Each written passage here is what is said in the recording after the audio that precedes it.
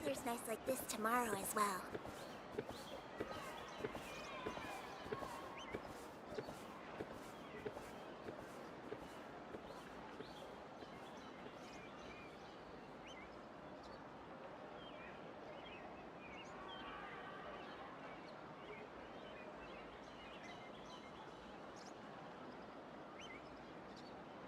Welcome to Palais Mermoni.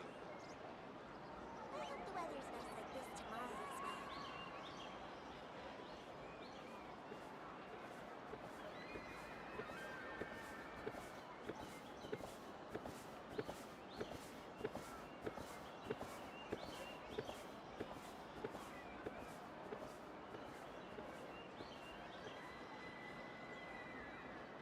Welcome to Palais Mermoni.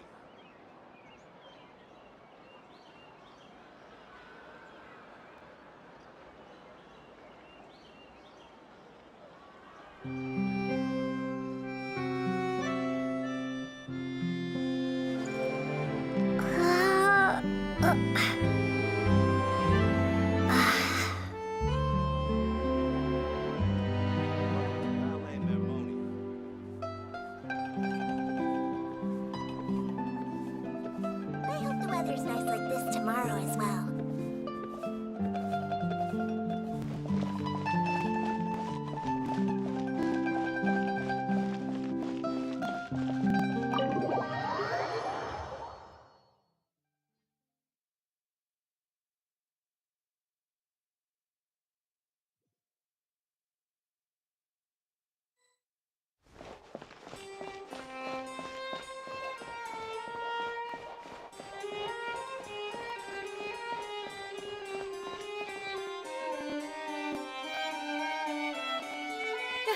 You're here! Finally!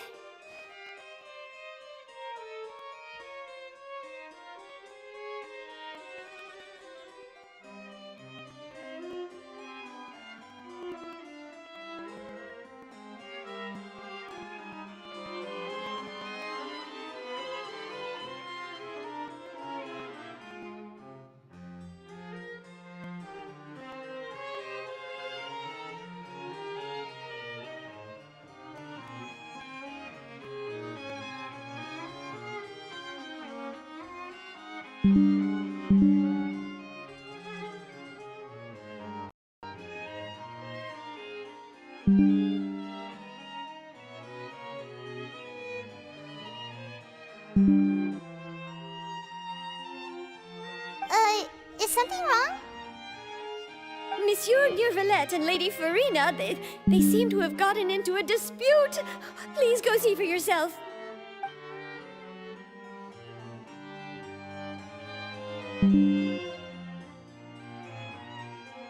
Like I said, I've already explained everything. And yet the problem has not been properly solved. There is little space for excuses between us. It is not my intention to offend you, but please, tell me where you stand. You are the Hydro Archon Focalor, are you not? Look at this. This is a list of the victims from the recent Poisson incident.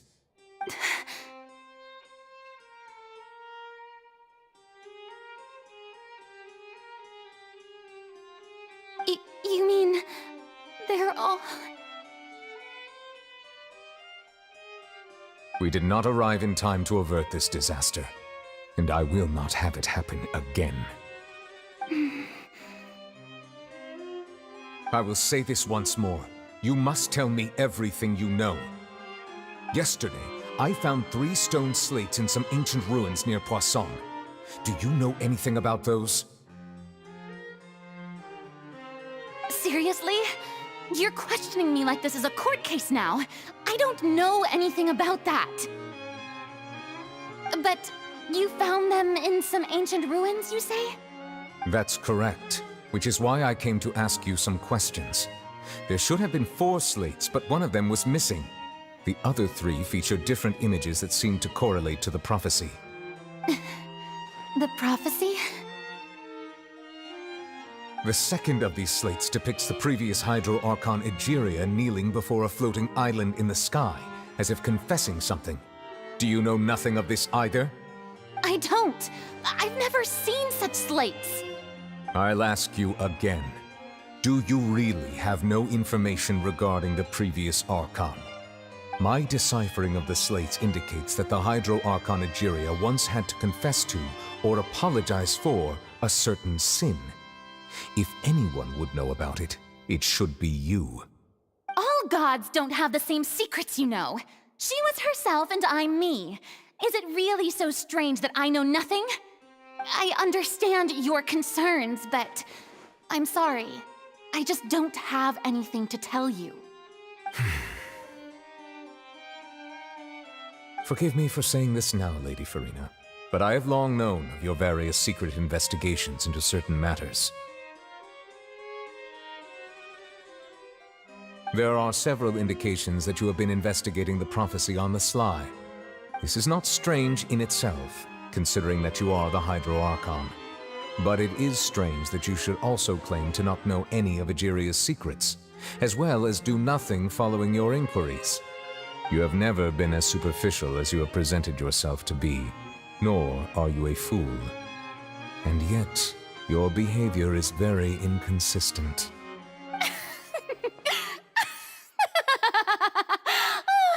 So you've been watching me all this time, have you? I didn't think you were that type. You...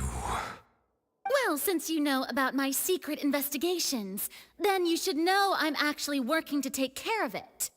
There's no point questioning or suspecting me. You're the Eudix, but you're still my subordinate. You should be following my lead. Just trust in me, you're Archon, and do as I say. Never mind whether you can truly convince yourself to or not. It'll all turn out fine. That's all I have to say. We do not discuss this matter again. Oh, the opera's about to start. Toodles!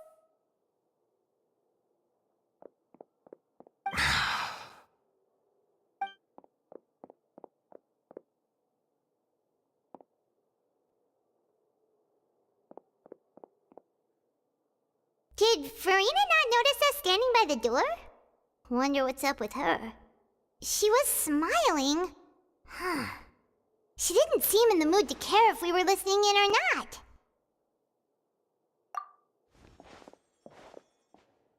I assume you've been outside for a while now? Oh, yeah. seems Farina didn't even realize we were here. She was in a great panic, though I cannot discern the reason. Our discussion reached impasses time and again, a state of affairs that we cannot allow to continue. Still, I do not understand. Dialogue is the basis for understanding, so why did she keep refusing to engage?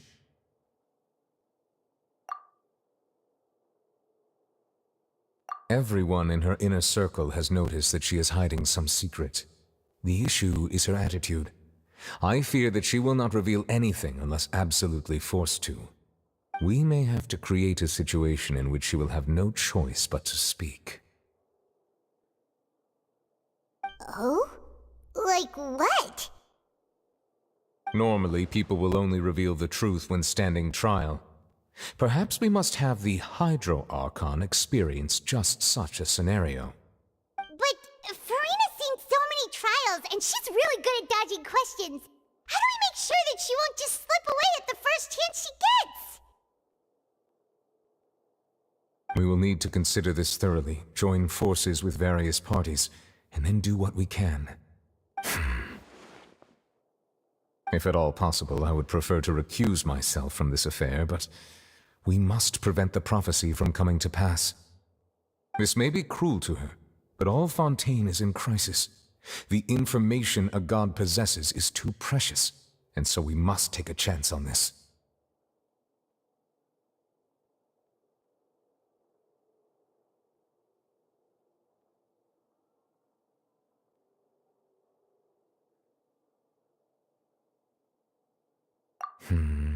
But who will lend us their aid to do such a thing?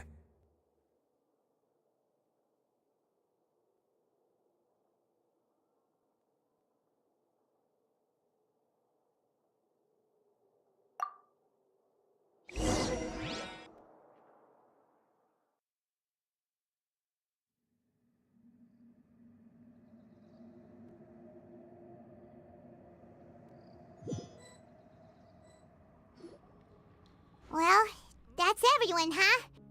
Speaking of which, it was pretty smart of you to think of hiding here. Poisson was just involved in a disaster, so it's presently devoid of people. That naturally makes it the best choice. And here you are drinking tea like it's the most natural thing in the world, huh?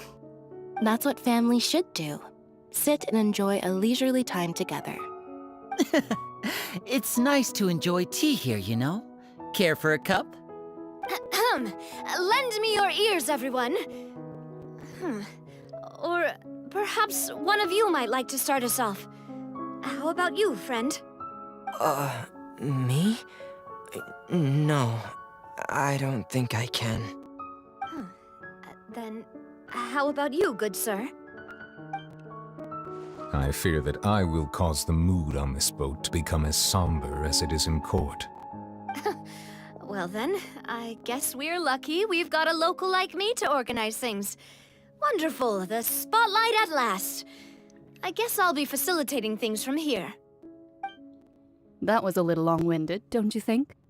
Oh, you might be right. Anyway, to cut to the chase, our friend here, the Traveler, has brought us together to discuss something. As for what that is, well, let's start by saying that we'll be pooling our efforts together to create a series of traps. Oh, how intriguing.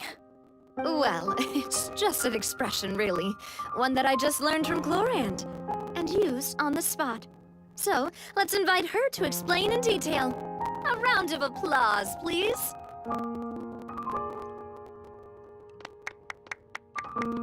Huh? Didn't you say that you would be facilitating this? Oh, come now. Your work doesn't involve much public speaking, right? This is a good chance to practice. You might even pick up some fancy oratory tricks to impress your boss with in the future. I see. And what does my boss say? He is glad that you consider him your boss. Do go on.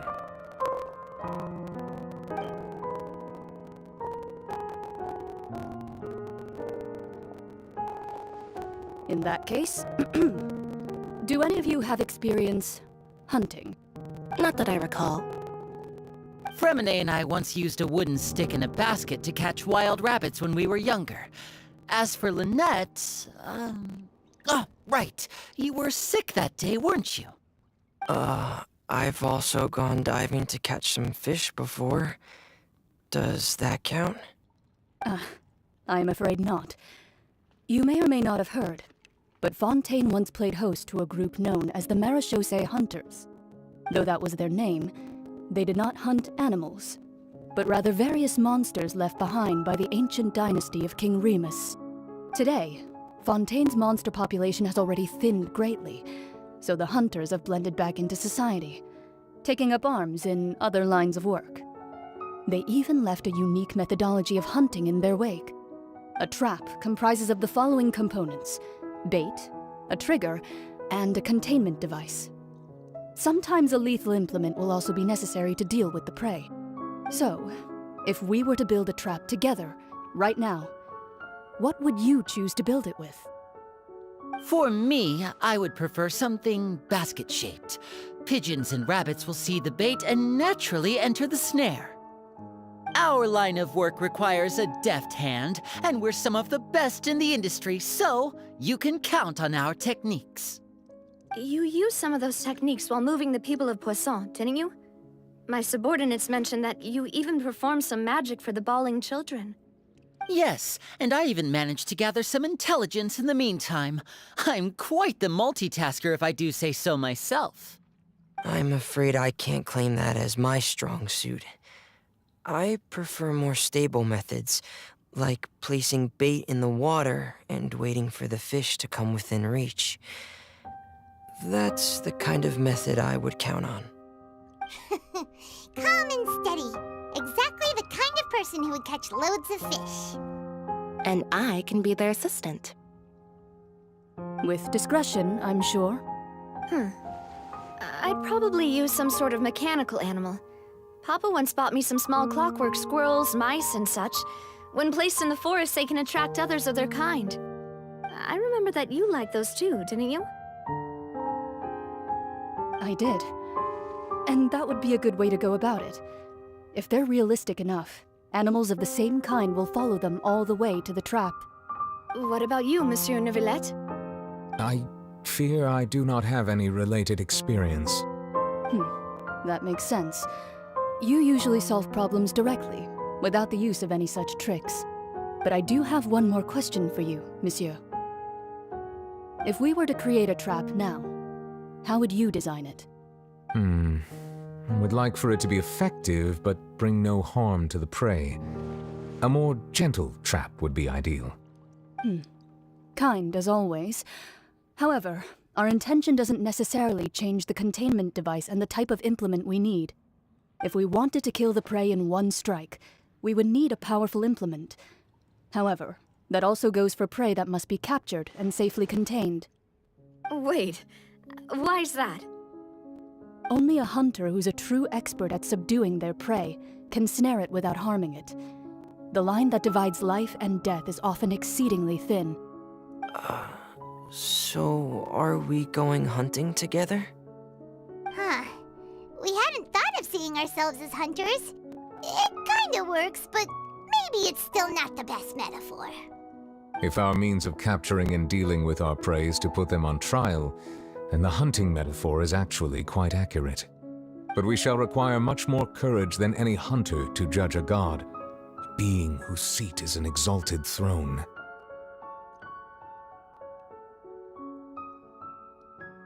Oh, so that's what's going on. Sounds very interesting.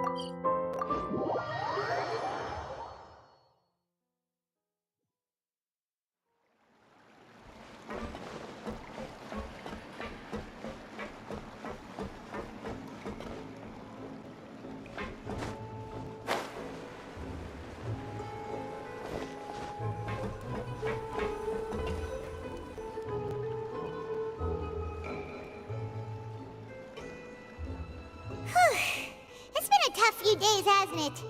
So much has been happening. Paimon didn't think the meetings would go on for so long, but everyone seemed pretty fired up, huh? Paimon thought they'd be at least a little frightened. Well, Fremine was, now that Paimon thinks about it, but everyone else just looked a little surprised. Well... It's hard to say. Paimon doesn't have any experience with this sort of thing. But with you around, Paimon sure will do great. After all, you're the most reliable person in the world, aren't you? Huh?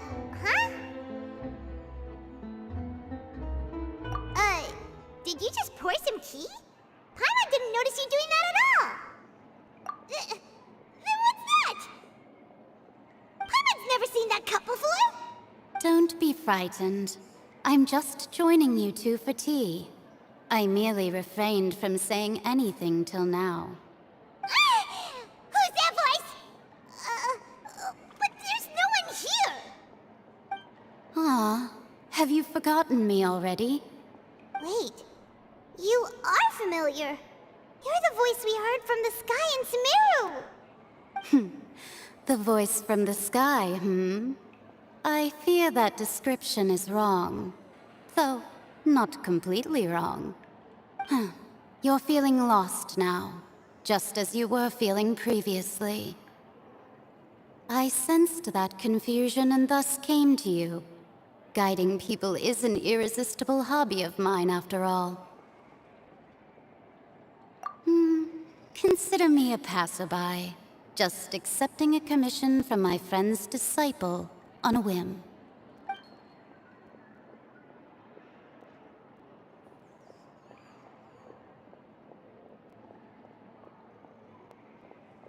The prophecy.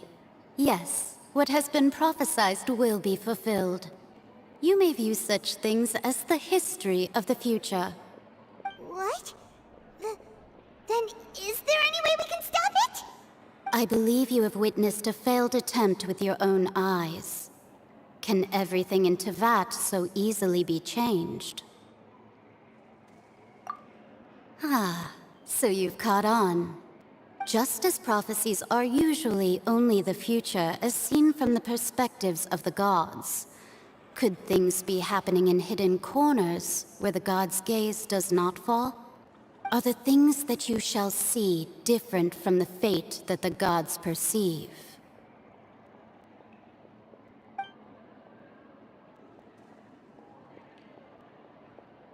What is she talking about? It all sounds really impressive and important and stuff, but it also sounds kind of scary.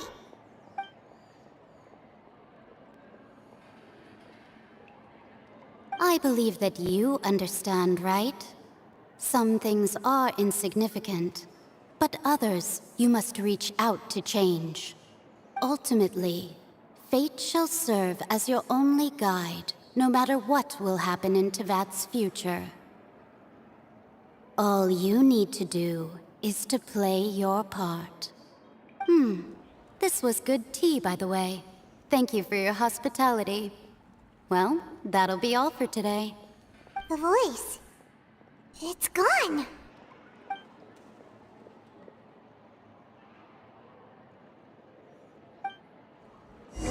What?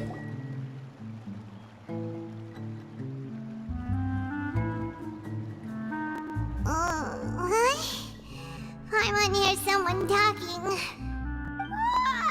All right, coming.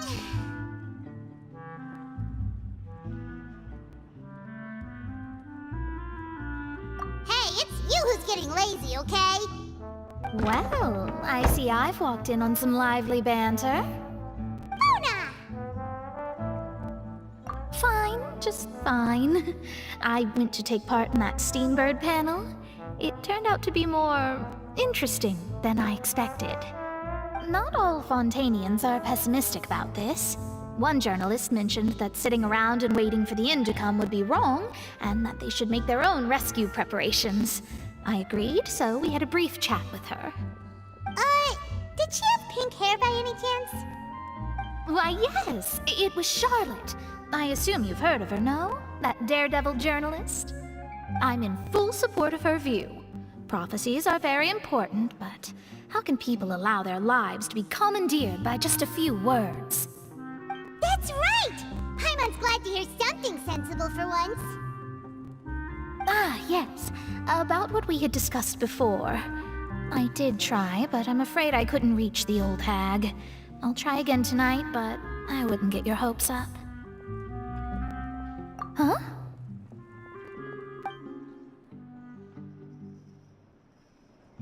Goodness gracious. Are you serious? She said that even the god's gaze has blind spots. Pretty bold if you ask Paimon. Most people would believe the gods to be all-knowing, right? The Hexen Circle members are certainly anything but ordinary. As for the mage named N, the old hag has mentioned her a few times. She said that N's sense of direction is incredible, and that she loves guiding those who are lost. But I've never met her, and if she were still alive, she'd be... Well, suffice it to say that the hag's at least a few hundred now, and N's been around for longer than that. Whoa. The Hexen Circle sounds like a scary group. But they must really stay in shape to live so long. Their abilities alone are pretty terrifying. If she came to see you personally, then the problem you're facing must truly be of great importance. Well, it's not like Paimon could understand anything she said. Yes, she was quite cryptic, but I suspect she means that there is still a way to turn things around. She didn't say when or what that would be, though, so... Perhaps it is something that you cannot know right now.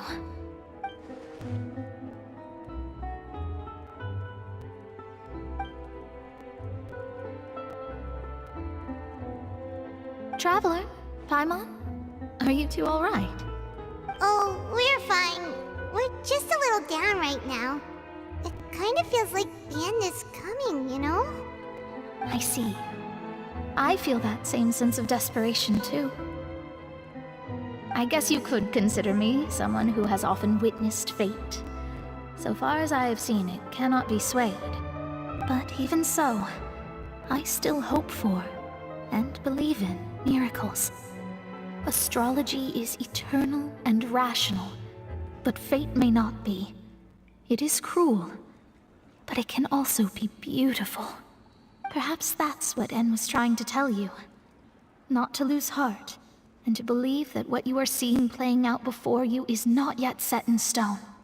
I did originally think of steering clear of all this, but I couldn't. Even if this is all futile, I still wish to help everyone. If we don't struggle to the last, then how can we face the end when it comes? Huh. You do have a point. There I go, talking about astrological principles again.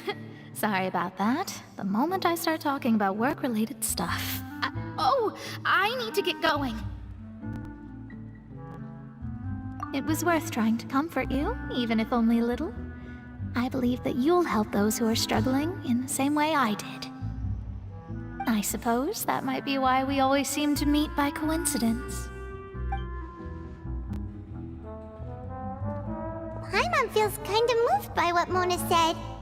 But also kind of sad, too. Hey, Traveler. Paimon suddenly feels like going outside for a walk. Let's go. Let's walk around the city, shall we? There's a few spots we always like to walk by.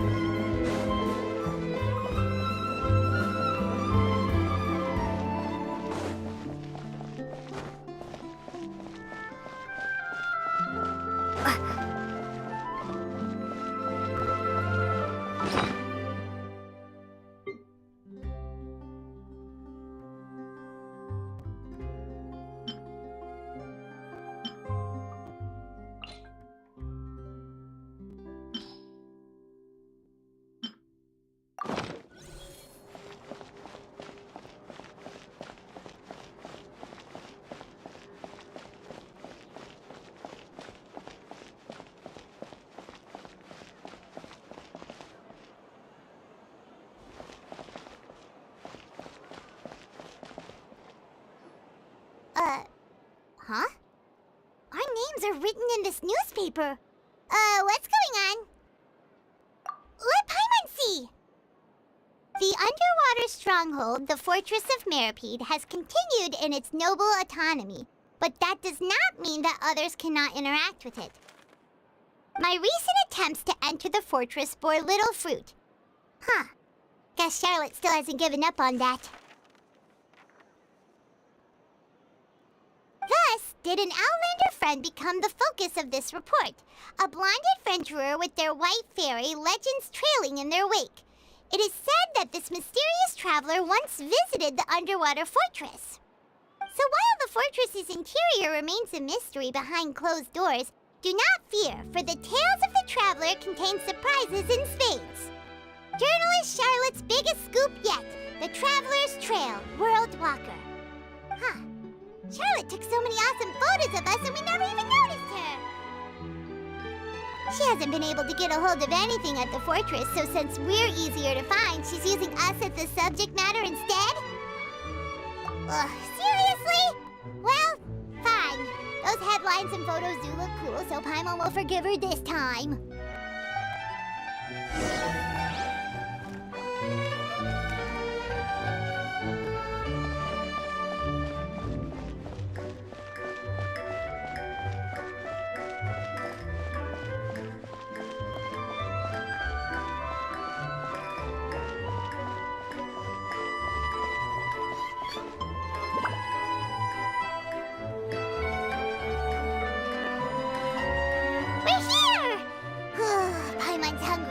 Should we go in and get something to eat?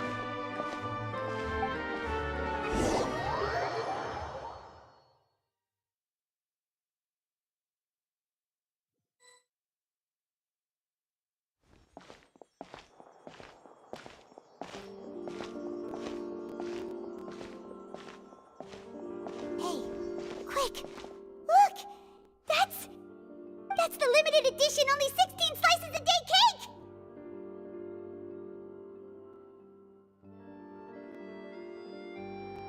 It was so delicious the last time we tried it! Despite the tense situation we were in, let's give it another go! I'm sure it'll be great!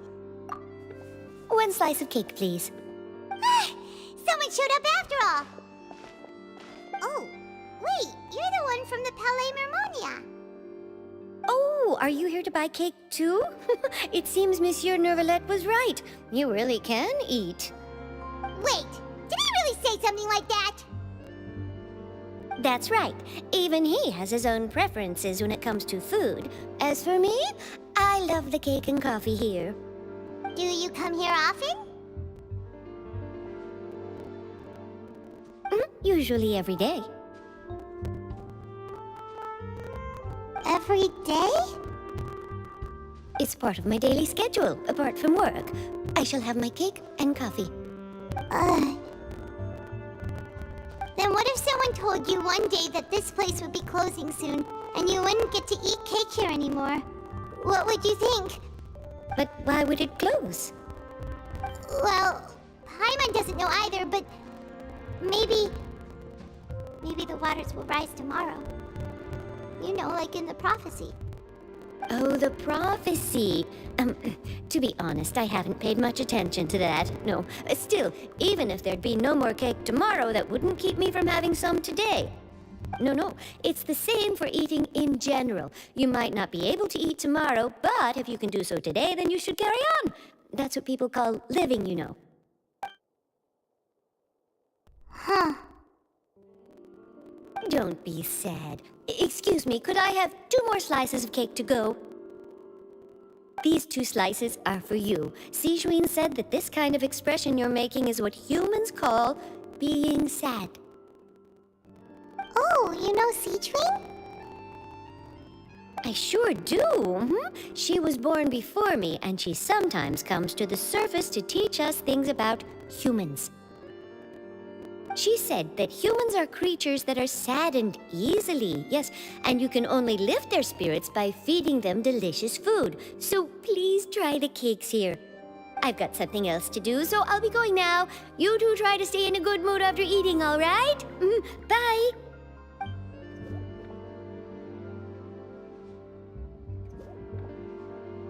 There she goes! Alright, let's dig in. Paimon's sure this cake will be delicious.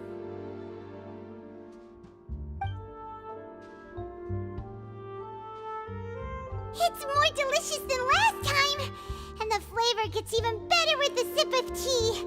It sure would be nice if we could come again tomorrow.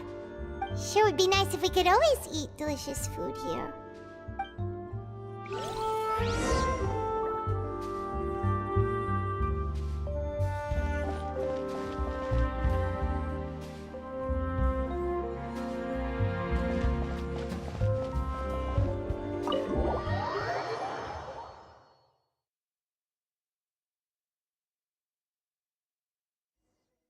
Oh, we're near the Seabird office. Let's go look for Charlotte and have a chat.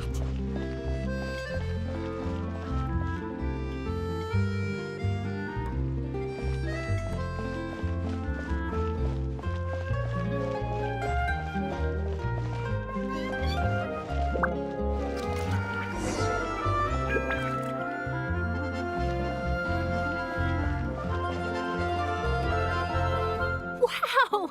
If it isn't the Traveler and Paimon! Oh, have you seen the article I wrote about you? Ha! You've got some nerve! You just used us to make some quick mora! Oh, you needn't worry about that. I heard that you were in Poisson some time back, so I sent you a letter to discuss just that. It appears you didn't receive it, though. It's all right, though. I've set aside the amount intended for you. I've even set the table with some food. Really? Oh, you're the best! You're almost a little too easy to win over, Paimon. If I were a journalist with ulterior motives, you'd be in trouble now, you know. Oh, Paimon knows you're not like that. Still, what brings you here all of a sudden? Were you looking for me? A friend of ours met you a while back, and when she mentioned it, we thought of coming to see you. Her name's Mona. Ah, so you know Miss Mona as well. She's a guest columnist for our paper. A really good one, too. She's so young and already such a brilliant astrologist. So she mentioned me? What did she say? She said that you're a real daredevil of a journalist. Nice. In which case, can this daredevil journalist dare to request an exclusive interview with the legendary Traveler and Paimon? Huh?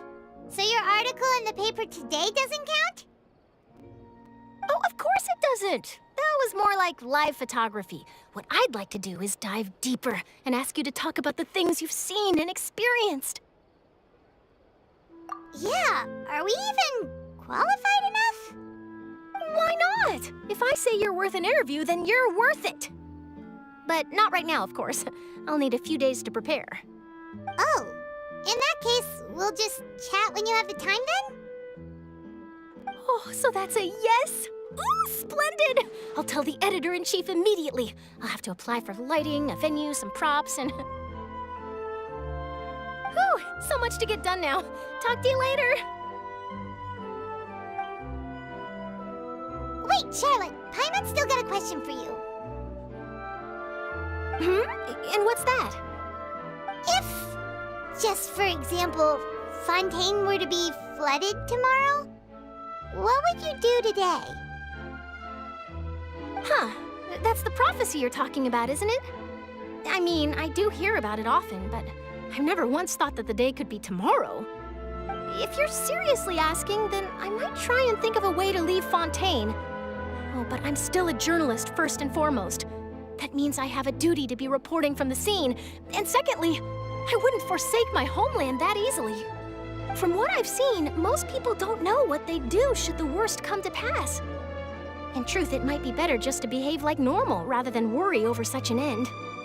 So in all likelihood, I'd probably still be prepping at the office for that interview of ours. I know what you're thinking. That sounds a bit sad, but I've always believed that it's best to do what you enjoy. Just think about it. If this nation really were to be suddenly destroyed tomorrow, but I still successfully finish an exclusive interview with a truly unique person, then the story I would wind up writing would truly be timeless. And then do you know what I'd do? Well, I'd write that story, send it for printing, and use messenger pigeons to get copies out to the various nations as soon as possible. I'm not a dreamer, nor am I a workaholic. But I do love my job. And I'd be proud of leaving such an article behind. I guess you could say that I was born to be a journalist. But anyway, that's my answer.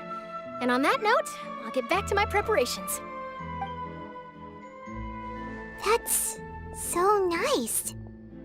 All of a sudden, Paimon actually kinda envies her. Anyway, let's go and take a look at the sea, shall we?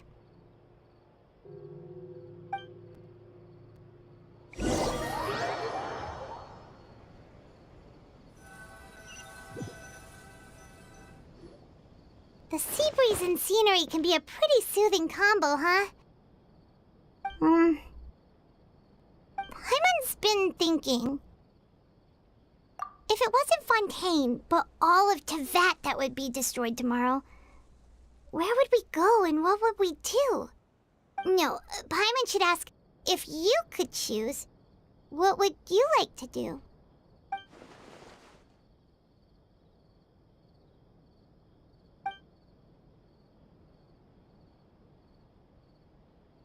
We've always been moving to the next destination, so we haven't spent much time thinking about these kinds of things. We didn't have to either, with us always being on the road and whatnot.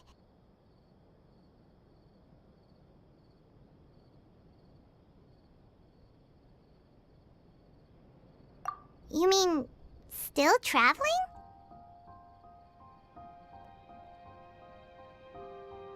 Huh. Wait, isn't that what we've always been doing?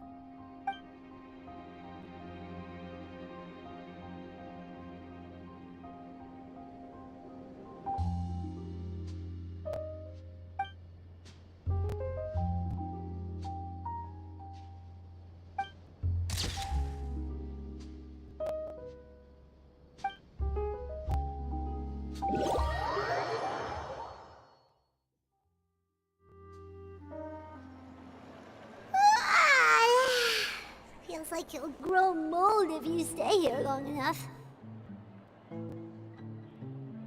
But it's still better than the Fortress of Mirapede, that's for sure. It's not only damp there, but salty too. So the two of you are still here. Wonderful. Oh, you're from the Palais Mermonia, aren't you? Yes, I'm Isadora. Monsieur Nervilad sent me to look for you two before.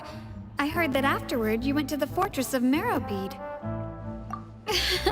Not at all. I'm well aware that you're friends of his. Actually, I'm here to pass along a message from him. Yes, inside the Opera House. The Maréchaussée Phantom has declared the incident a small-scale riot. A riot? Well, that said, I don't personally think it was that serious. Lady Farina was watching a performance at the Opera House, and while she was resting during an intermission, some other audience members suddenly started harassing her, loudly accusing her of doing nothing about the prophecy crisis. And before she could respond, others started to join in. The crowd continued to grow, and protests against the Hydro Archon started to break out. So people have started to put the blame on Farina. Guess they finally found an outlet for the pressure they've been under due to the prophecy. I agree. People will naturally rely on gods, as is customary. But the moment people feel threatened, gods are also the first to be blamed. So what happened after that? Is Farina okay? Seeing that the situation was spiraling out of control and that further argument was pointless, she claimed that she'd gotten tired of this and left in a hurry. The Maréchaussée Phantom had their hands full maintaining order and did not catch where Lady Farina had gone. Only when things had stabilized did we realize that she had gone missing. So, you mean she's still missing? That's right. The Maréchaussée has dispatched many people to search for her, but we don't have any leads yet. That said, I don't think there's much to worry about. She is a god after all. Even if she were to fall into the hands of rioters, what could ordinary people do to her? Good. Monsieur Nervilad sent me to tell you about the situation, but he didn't say anything else. Don't worry, this is more than enough to go on. Thanks for keeping us informed. Is that so? Well, all right then. In that case, you two take care. I'll be heading back to the Palais now.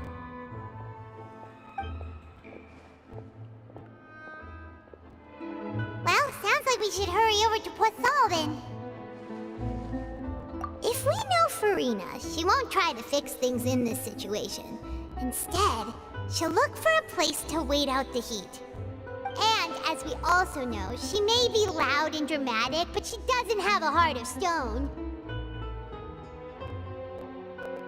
When Nervalet was talking to her in the Palais Mermonia, and she heard about Poisson, she couldn't hide her sadness and remorse.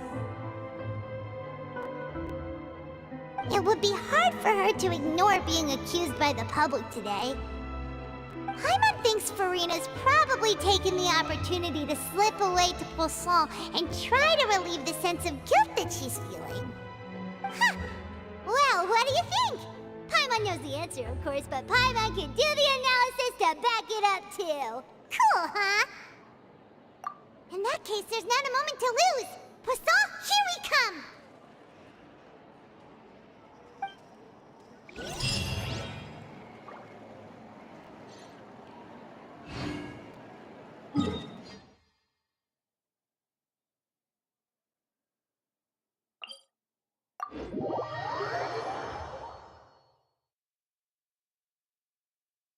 This place looks deserted. Guess all the survivors must have evacuated already. All that's left here are signs of devastation. Could Farina really be here? Let's try to find her as soon as possible.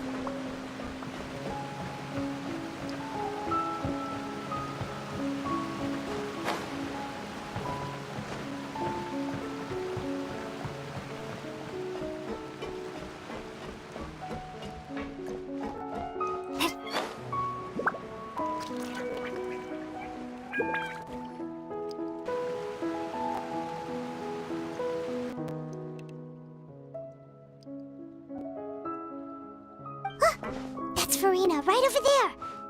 She really is here all on her own.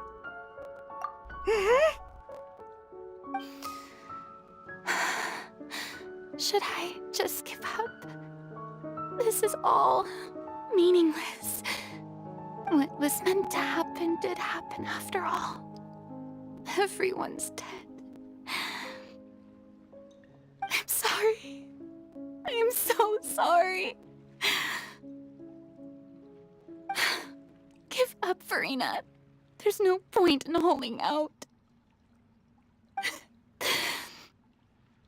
I'm sorry. But what can I even do other than to repeat meaningless apologies over and over? Who's that? Don't worry, Farina, it's just us.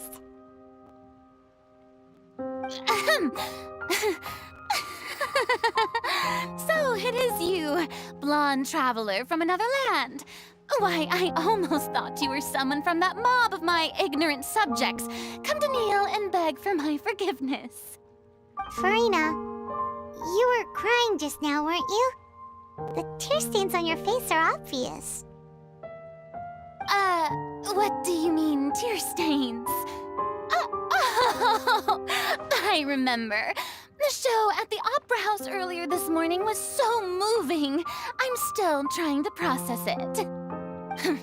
Who did that uncivilized rabble think they were, disturbing my enjoyment of the arts? They even dare to tout their Archon. I must teach them a lesson. I can just imagine their twisted and frustrated faces once they realize that I'm nowhere to be found. Oh, and I'm sure Nouvellette and those people from the Maréchaussée Phantom are freaking out right next to them, too.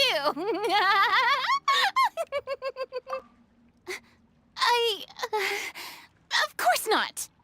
Hey, there she is! The Hydro Archon's over there! Quick, after her! Farina, those people seem to be after you. They are? They're just some rabid fans who want to cut the line because they haven't been able to meet me in person, aren't they? that's against the rules. I can't let them get their way. Farina just ran off! Quick, we have to catch up with her!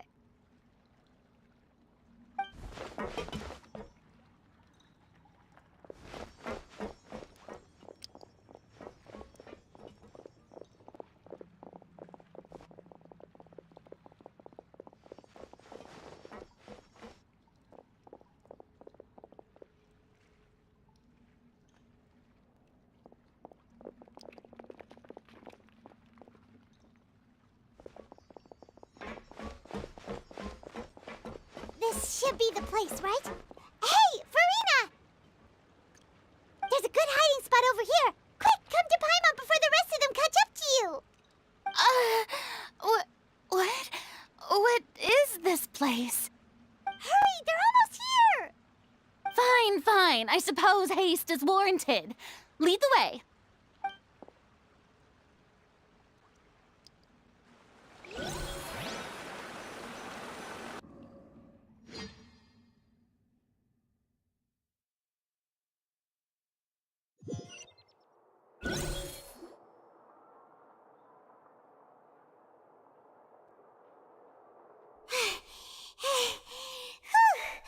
Paimon's exhausted.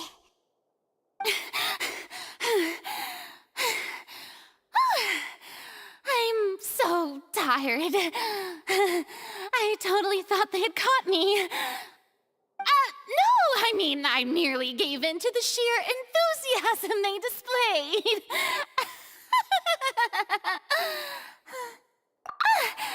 You're right. Yep, that's a good girl.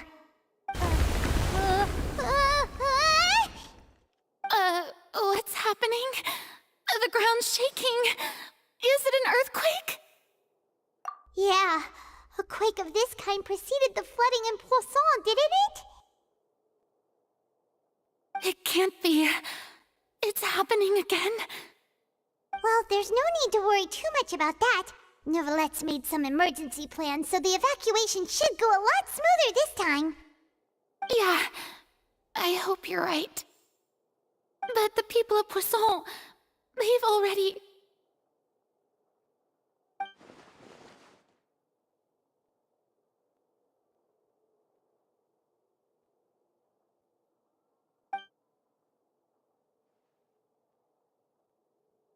It's true.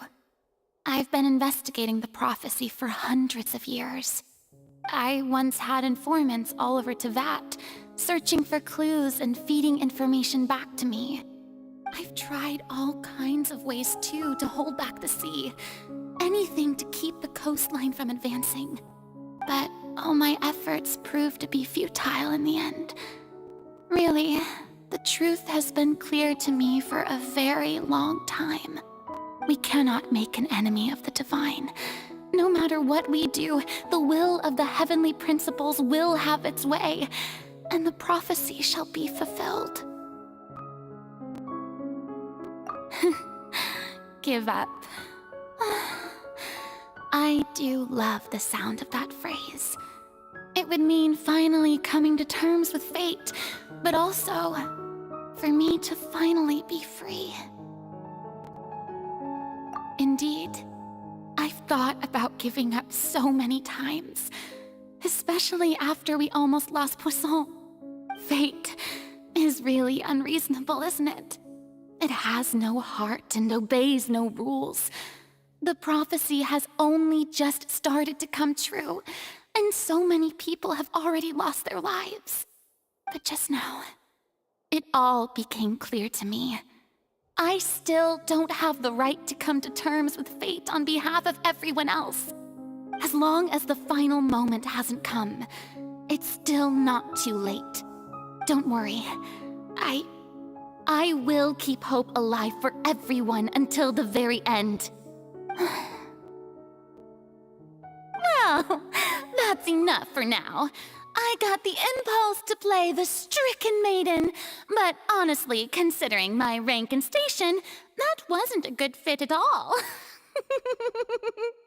Don't take any of what I just said seriously. How could I possibly let Fontaine fall to the whims of trivial prophecy? Come on! Paimon could have sworn you were actually being honest just now.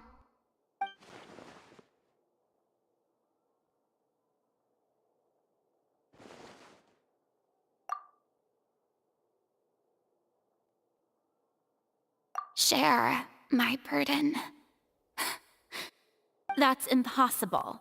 It was fated right from the start that this would be my duty alone.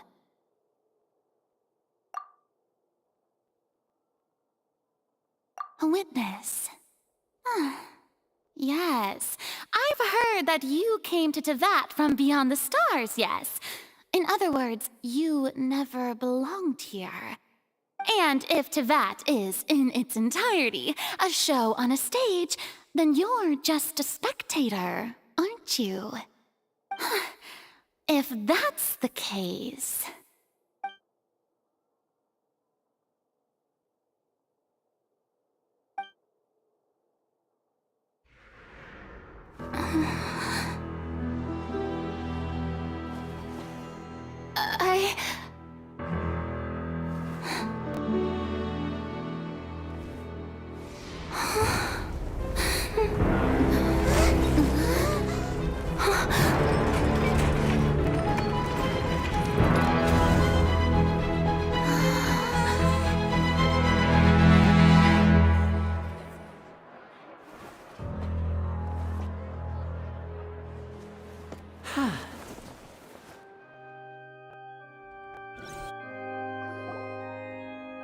Ladies and gentlemen, this concludes my opening performance. Now, without further ado, we may proceed to the trial of our god. So this is what it is. Yes, you deserve praise for the effort you took to raise the dramatic stakes. Do not forget, however, that I am Focalor, the god of justice, the embodiment of justice itself. Does it not strike you as even the least bit absurd to bring the very concept of justice to trial? May I interpret these words as your refusal to stand trial? In that case, you will have the opportunity to defend your honor through a duel. You would draw your blade against a god?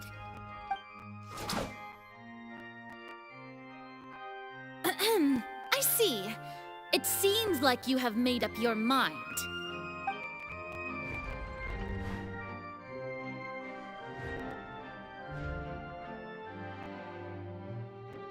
Paimon can't believe it.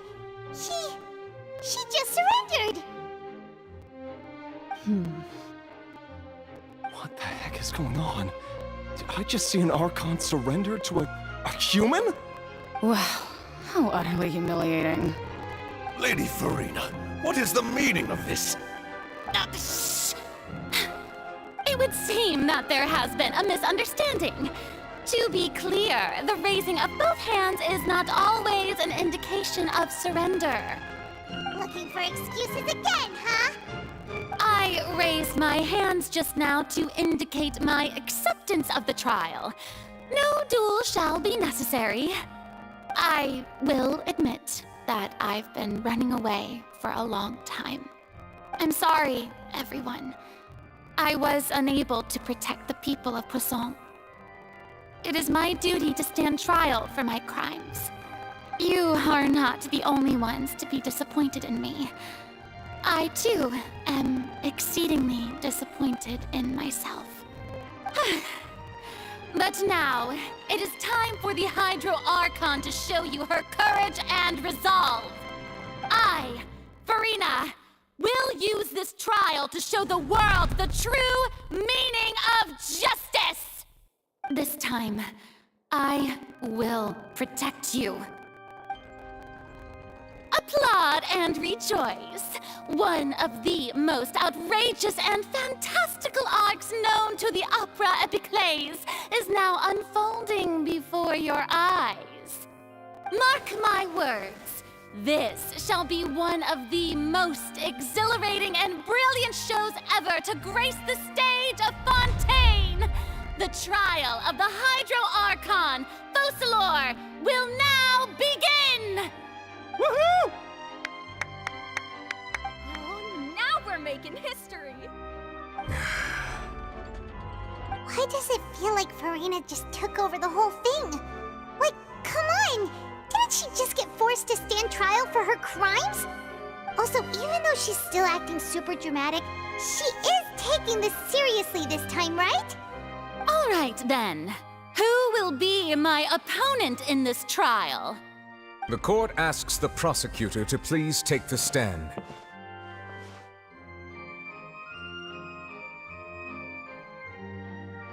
Is that so? Very well. Then please speak, witness of Tivat, my accuser and fated opponent.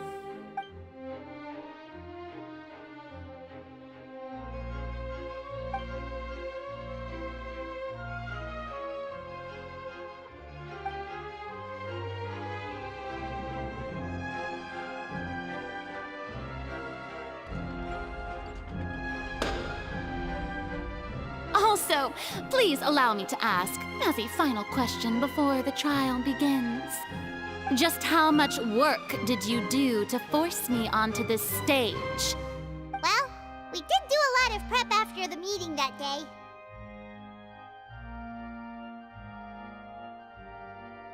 I can go over the tasks assigned to the Spina di Rosula, since they were rather straightforward and easy. Navia, the president of the Spina di Rosula. Most of the people who participated in the disturbance this morning were my subordinates. They changed into plain clothes and came to the Opera House as regular audience members, waiting for the perfect opportunity to incite insurrection against you. The people's resentment against their Archon has been building as more and more of the prophecy is fulfilled. A spark was all we needed to turn smoldering anger into a flame. Moreover, according to our understanding and analysis of you, when something like that occurred, you would likely flee the scene and head to Poisson by yourself.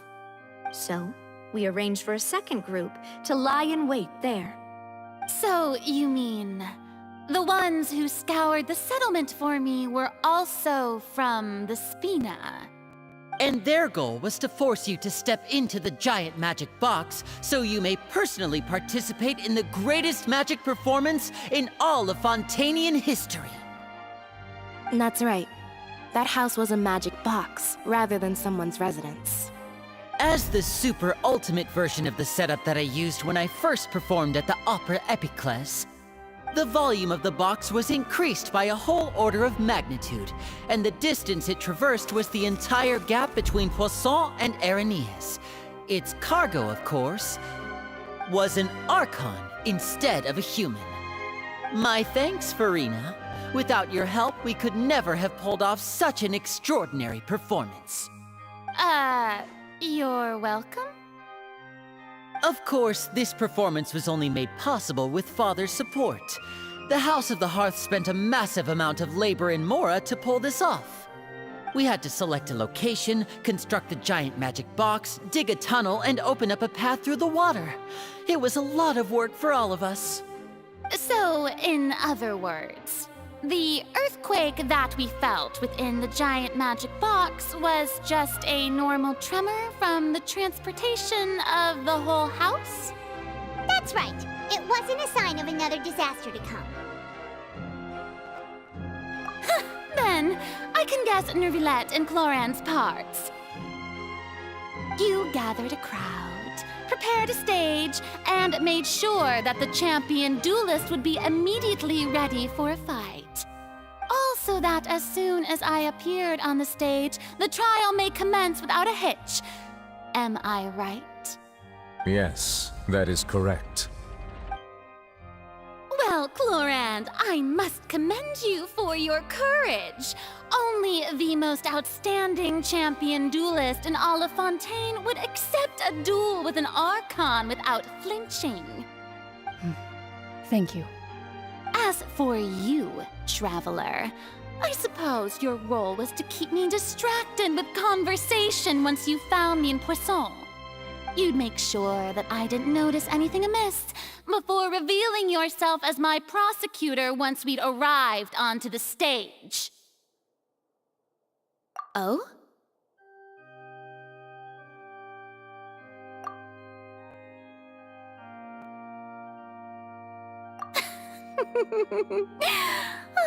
Is that so? Then I suppose I must have missed my final chance. It's fine. It matters not. What's done is done. The stage is already set, so there's no reason to disappoint the audience. Let's see this trial through to the very end.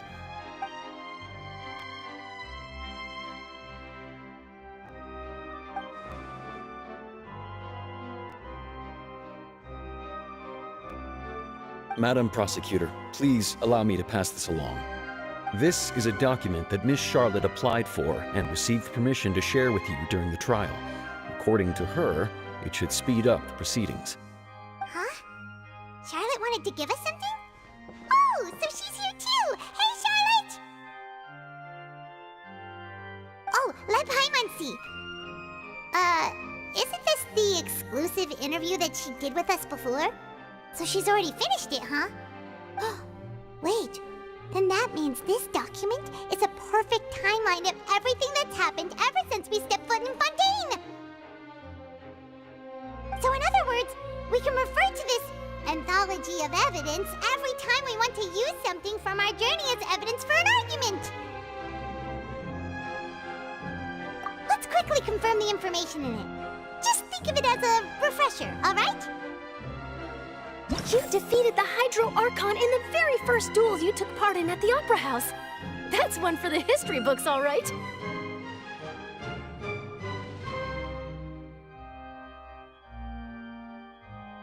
You defeated the Hydro Archon in the very first duels you took part in at the Opera House. That's one for the history books, all right. I didn't think that you'd wind up getting to the bottom of the case I'd been following all this time. I guess you could also see this as a happy coincidence. This is the first time Monsieur Nervillette had a difference of opinion with the Oratrice. Even the Hydro Archon can't figure it out. A Fatui Harbinger. She's an extraordinary person. Her instinct must mean something. The fortress of Meripede was almost destroyed in a single day. That I didn't witness that scene personally will always be a source of professional regret, I think. According to Monsieur Nervillette, both Child and that whale should have been in the primordial sea at that time. According to Monsieur Nervillette, both Child and that whale should have been in the primordial sea at that time. According to Monsieur Nervillette, I nearly lost my awesome friend Navia. To be honest, that still gives me shivers. The words of someone as extraordinary as a witch can probably only be truly understood when something surreal happens to you.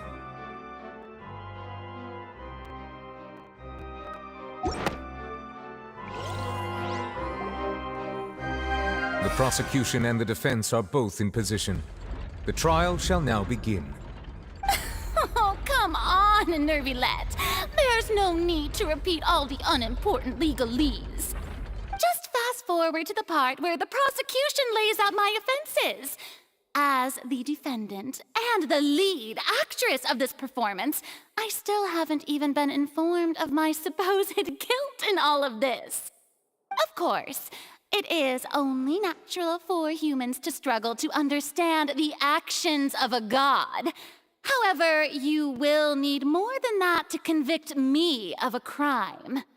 That's true, but my charge here is unrelated to your conduct as an Archon. Instead, I would like to charge you as a fraud who's never been the Archon in the first place. Wait, what was that? Lady Farina's a fraud? Hey, I came here thinking that we were going to try the Hydro Archon for forsaking her duty, but... Hear that right? She's not our Archon at all? Charge accepted. Lady Farina, do you plead guilty to the charge?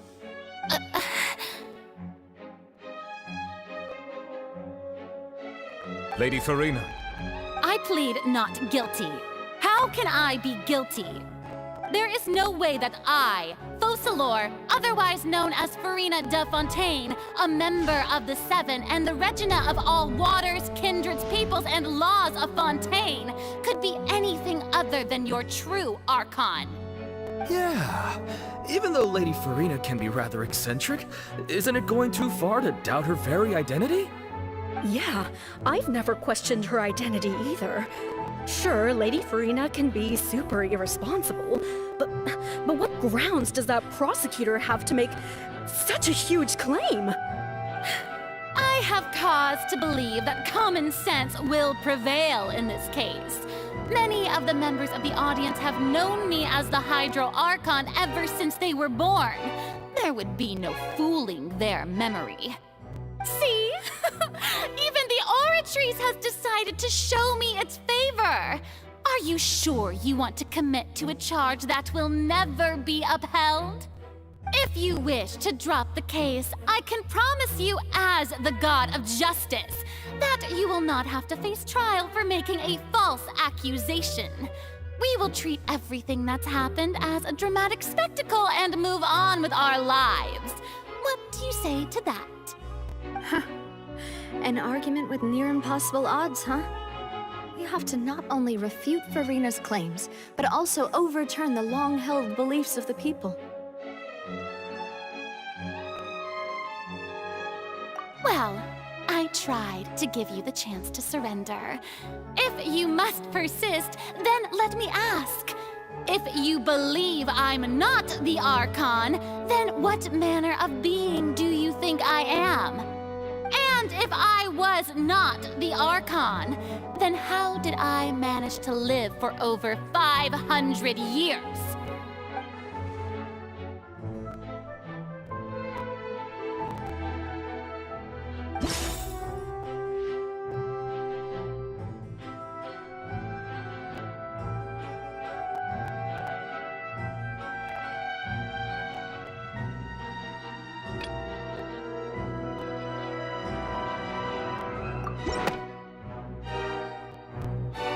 First of all, you may be a member of another long-lived race, which would allow you to naturally possess an extended lifespan. And second of all, even if that wasn't the case, there could be other ways to extend your life. Who gave you that idea? Was it the knave? You'd sink so low as to use a harbinger's words against me. A curse? I once thought it possible that the aura of an Archon might naturally resemble a type of curse. But in light of this claim, perhaps what I sensed was not your divinity, but a curse after all. You sensed it too, huh, Neverlet? Lady Farina is actually a human? Well, it is true that it's extremely difficult to tell humans and gods apart just by looking at them. It's not impossible.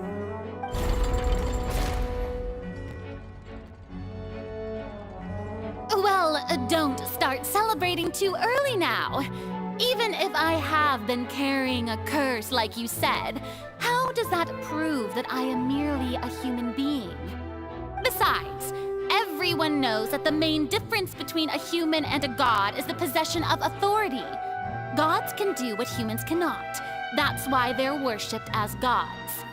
For centuries, manifestations of my authority have served the nation of Fontaine.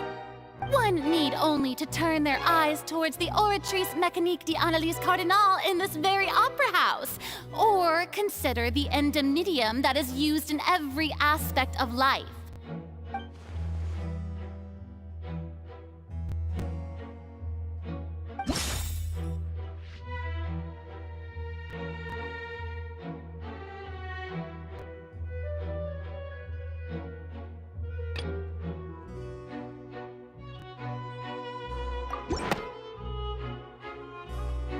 You tried to reference the Oratrice.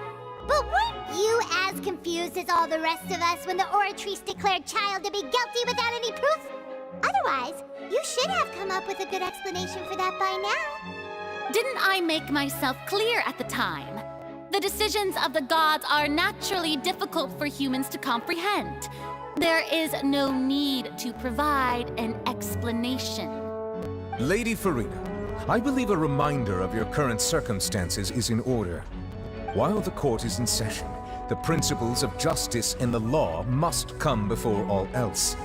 While you are an Archon, you are also first and foremost the defendant in this trial. You will prove yourself unable to defend against the prosecution's charges if you continue to withhold vital information against the rules of the court. I never thought you'd use that kind of rhetoric against me. That was no trick of rhetoric, Lady Farina. I've merely reiterated the rules of the court. Rules that all should respect and follow. So, you neither knew why Child was declared guilty, nor did you understand the structure and operations of the Oratrice. Instead of having been created by you, the manifestations of authority you mentioned have been made by the real Hydro Archon, haven't they? The real Hydro Archon? Well, now you're really losing me. It is true that I did not know why the Oratrice gave out a guilty verdict that day. But the Oratrice handed out that verdict unilaterally, and it has been operating independently ever since it was first created. You can't argue that just because a divine creation is flawed, that the god behind it must also be no god at all. She's still throwing out all kinds of excuses. Seems like she's confident that we won't be able to produce proof that she has no power over the Oratrice. My power as an Archon. There are many ordinary citizens in the audience. How can I just carelessly demonstrate the formidable power of an Archon? If that poses a concern, I'm prepared to extend my protection to the audience. You don't need to go that far.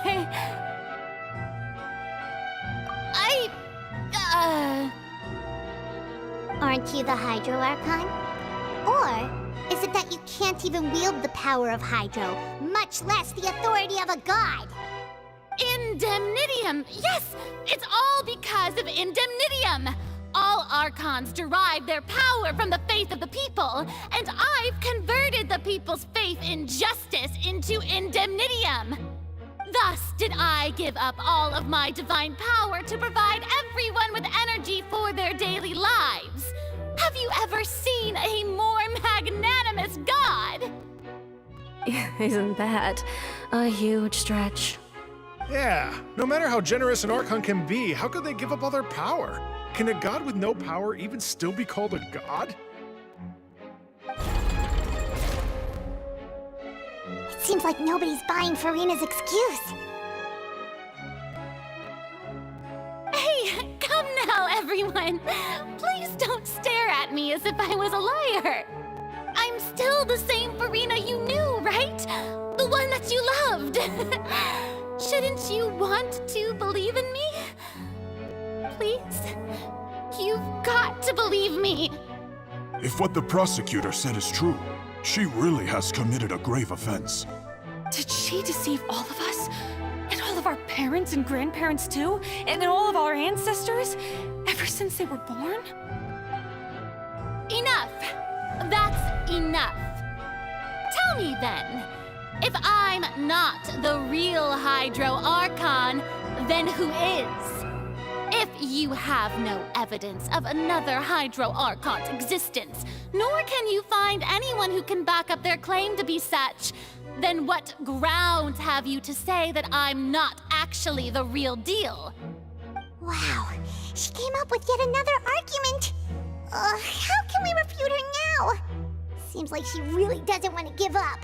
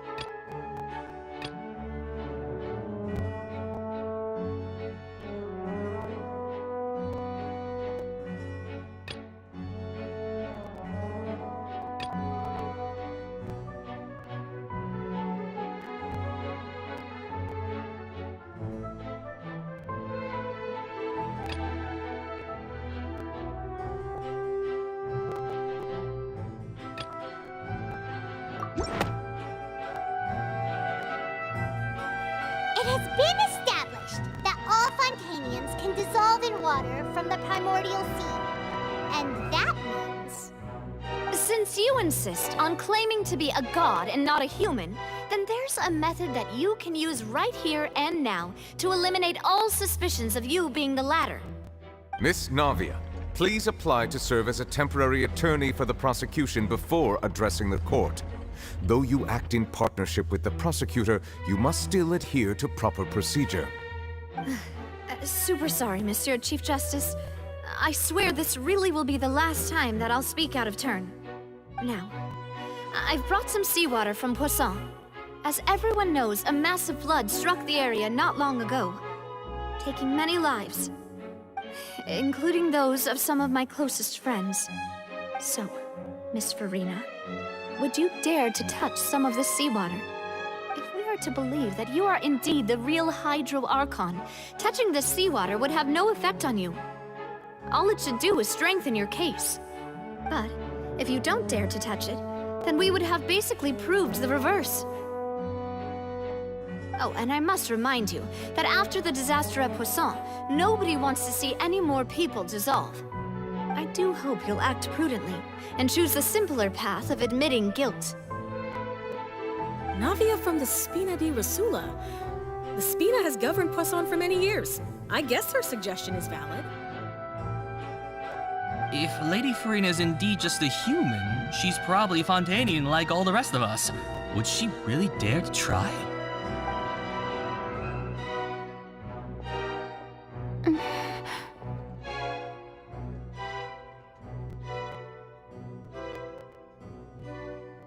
Lady Farina, this test has been unilaterally proposed by the prosecution. As it falls outside the realm of standard court proceedings, you possess the right to decline participation. Well, of course he had to tell her that. But refusing to participate is basically the same as a confession of guilt. She's just staring at the water without saying a single word. It really does seem like she's quite terrified of it. That could only mean... What's going on? Is she really planning to... That's not what we thought she would... Due to the inherent risk of the test, Lady Farina, you may...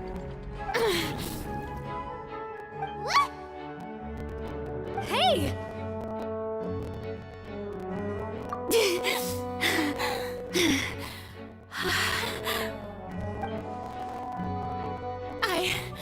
I'm fine! Look at me, everyone! My hand is still here! I haven't been dissolved! Will you believe me now?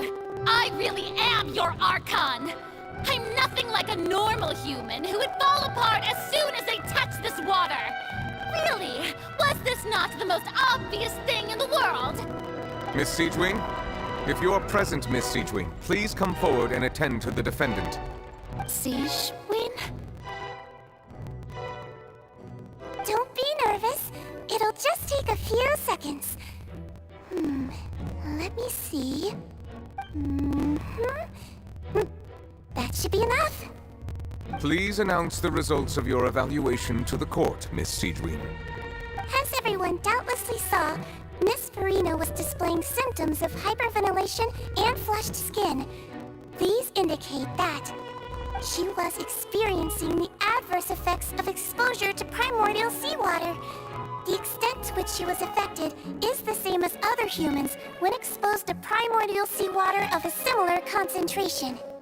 Thank you, Miss Siegewing. Lady Farina, you may return to the defendant's stand. Oh wait, what did she just say? I didn't get dissolved! Shouldn't that be enough to prove my innocence? Well, considering your tendency to run from your problems, we did originally prepare a direct sample of the seawater around Poisson. However, after extensive discussion, we exchanged it for a sample that is not concentrated enough to dissolve an actual human. After all, on the off chance that something entirely unexpected might occur, we don't want anyone else to lose their life to the sea. Yeah, so out of regard for Farina's life, you secured a low-concentration sample and asked the head nurse to serve as an expert witness. It's a great thing that the direct sample wasn't actually used. Farina could have... I can't believe you.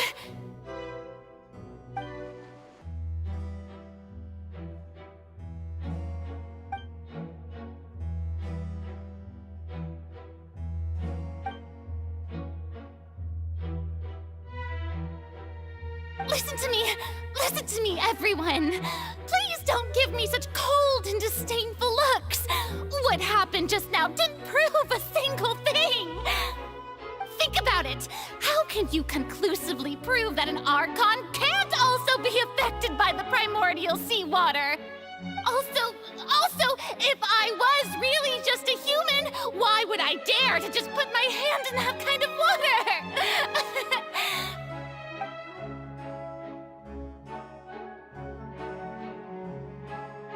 Please, everyone, anyone, just listen to me. I swear, I really am your Archon.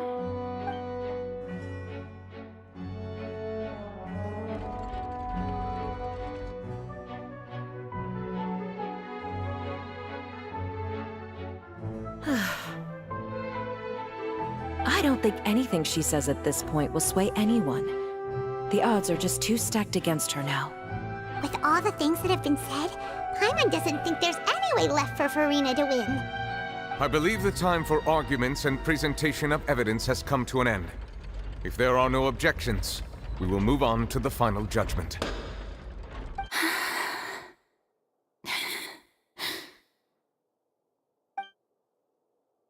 I don't think anything she says at this point will sway anyone. She's too stacked against her now.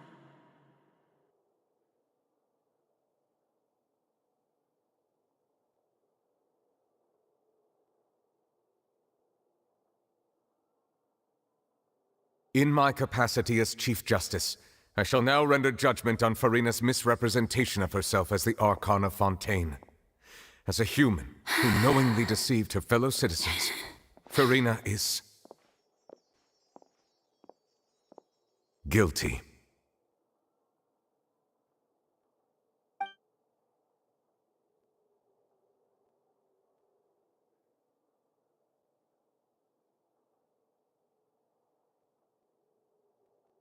We shall now turn to the Oratrice Mécanique d'Analyse Cardinale to render the final verdict on the charges.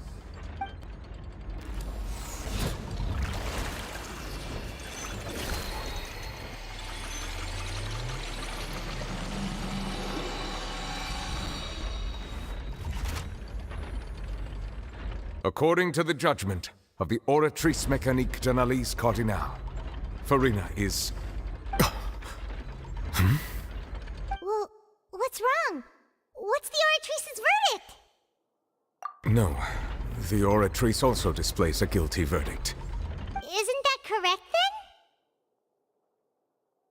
However, the exact wording of the verdict is thus: the Hydro Archon, guilty, to be punished via the death sentence.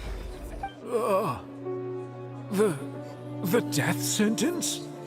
That's actually one of the available sentences? I've always thought that it was just a myth. The one and only time the death sentence has been handed out at the court, and it's been given to the very person we've worshipped as the god of justice? What an unexpected twist. Farina's been sentenced to death by the Oratrice? We just wanted to use the trial to show her the seriousness of things so she'd tell us the truth. How did things escalate this quickly? This outcome is indeed quite strange. According to Fontaine's current definitions of justice, as well as its recommendations for criminal sentences, is this sentence really appropriate for the crimes that have been committed? Yeah! Even Fauché wasn't sentenced to death by the Oratrice. You know, the real evil mastermind behind the serial disappearances case. Indeed. Not only is Farina's sentence overly excessive, the very point of our trial today was also to prove that Farina has never been the Hydro Archon in the first place. But now, the Oratrice seems to have deliberately invoked the title of the Hydro Archon. What does this mean?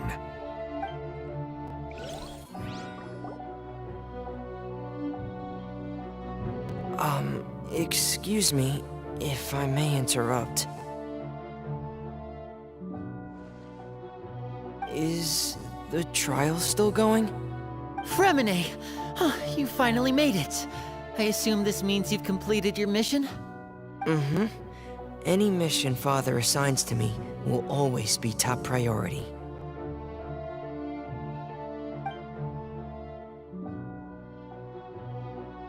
Is that the first prophecy slate?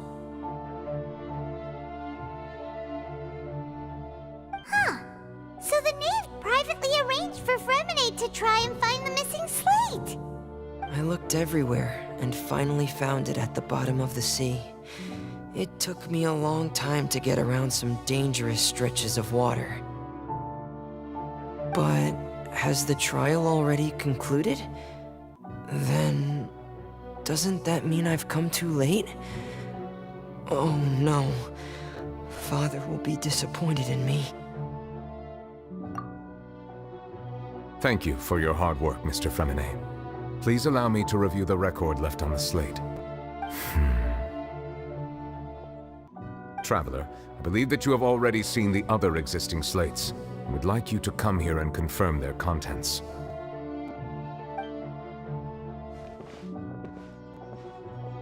Huh? So what do you see? What is it?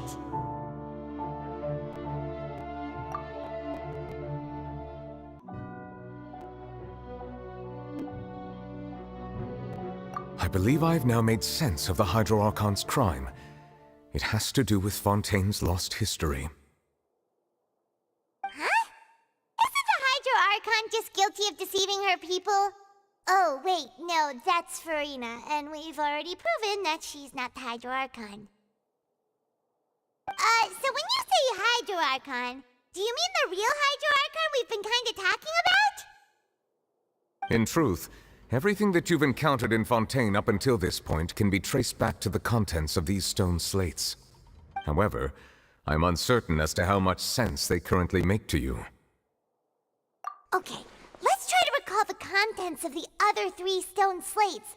Paimon will do her best to help you remember.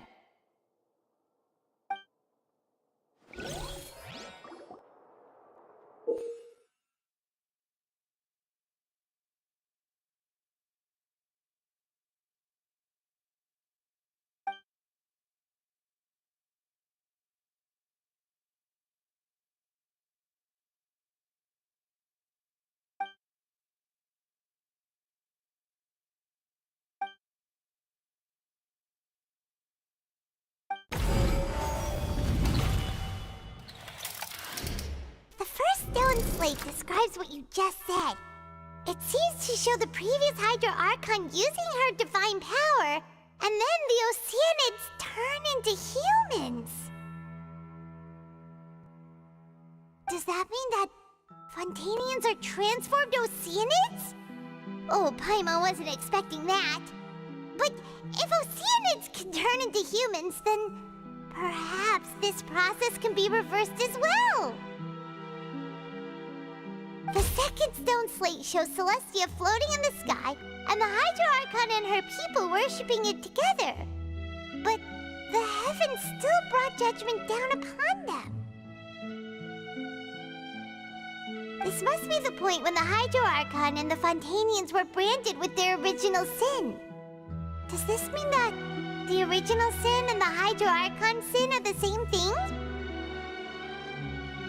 The third slate shows the Hydro Archon sinking into the sea surrounded by many people.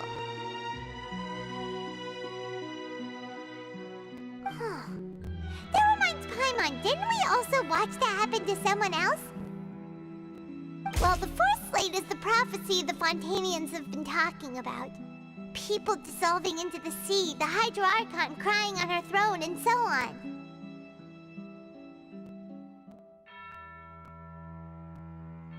We didn't believe that such a crazy disaster could happen at first, did we? But after that incident, it was just a question of when and not if.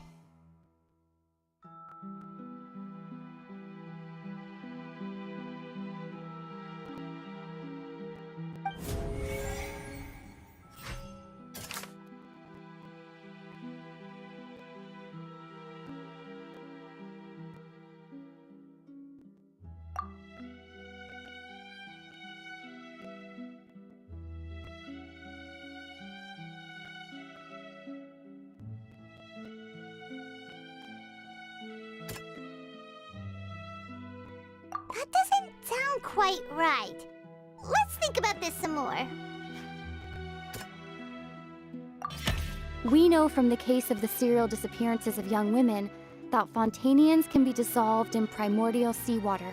And the first stone slate tells us that long ago, the Hydro Archon used her power to turn Oceanids into humans. This might be the reason that Fontanians can dissolve.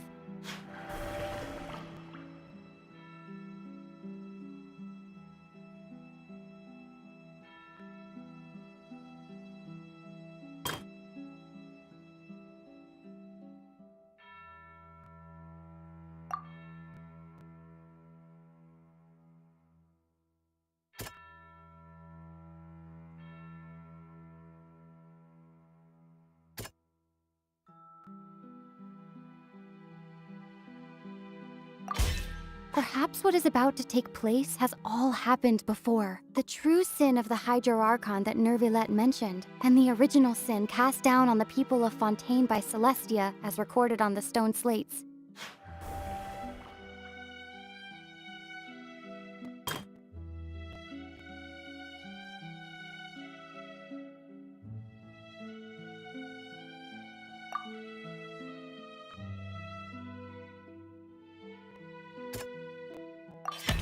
It's not as simple as falling into the sea. When Navia fell into the sea, her consciousness was subjected to judgment. The stone slates show the people gathered around the Hydro Archon in the sea. Could that be alluding to the same thing?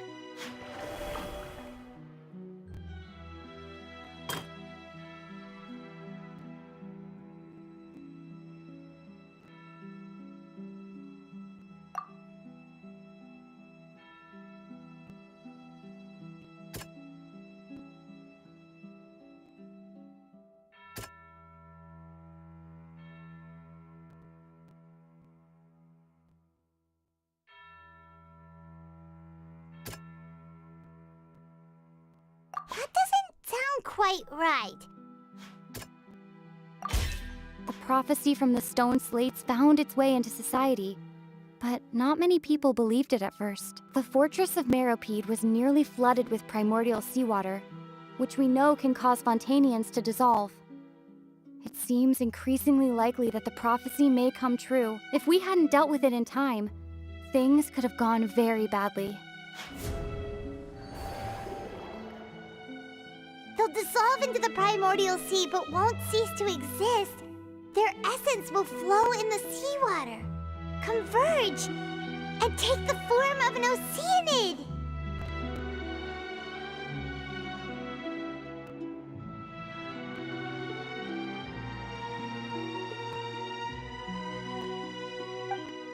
The Hydro Archon was sentenced to death in court, shocking everyone present.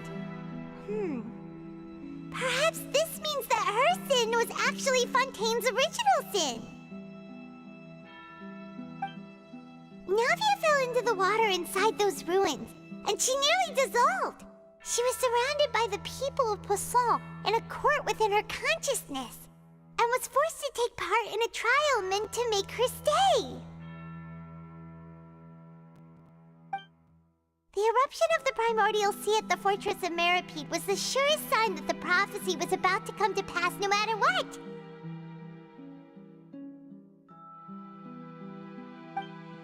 The prophecy's contents can all be verified by recent events.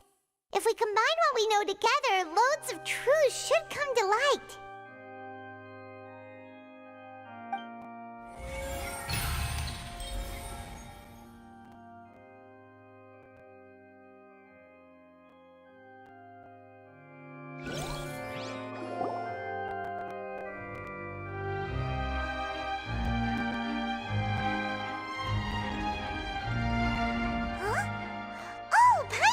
Now, so that's how you can make sense of it.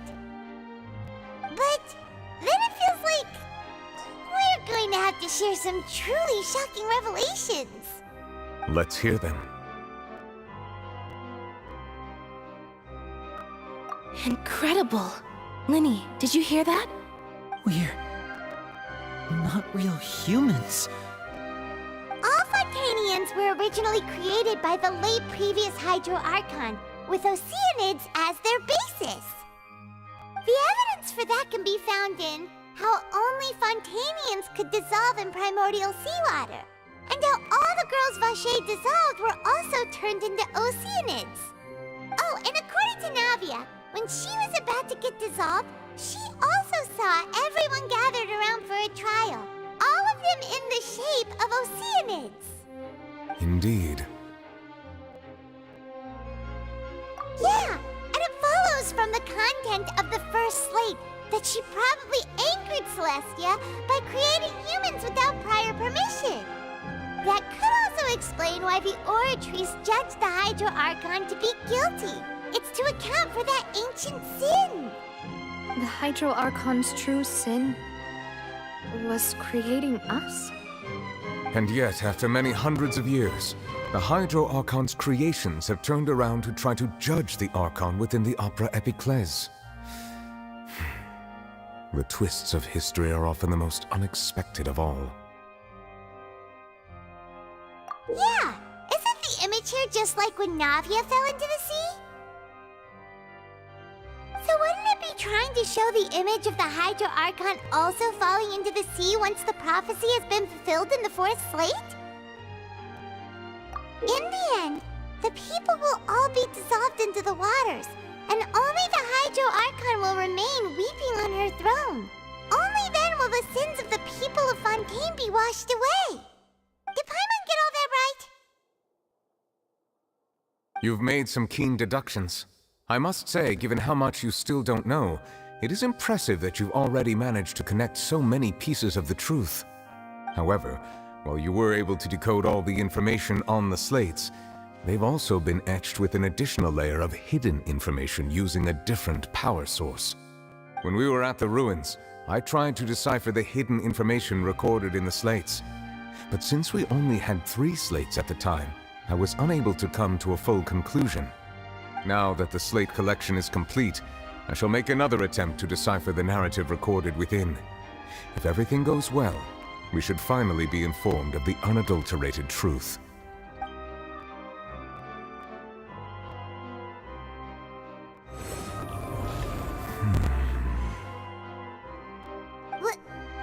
Well? Did you get it? I believe I should share this truth not only with you, but with all the people of Fontaine as well. I will try to briefly summarize it for you.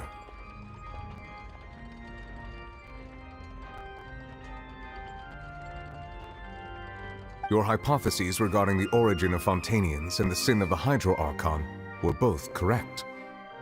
In the Fontaine of old, the previous Hydro Archon sensed the yearning of her Oceanid familiars for life on land.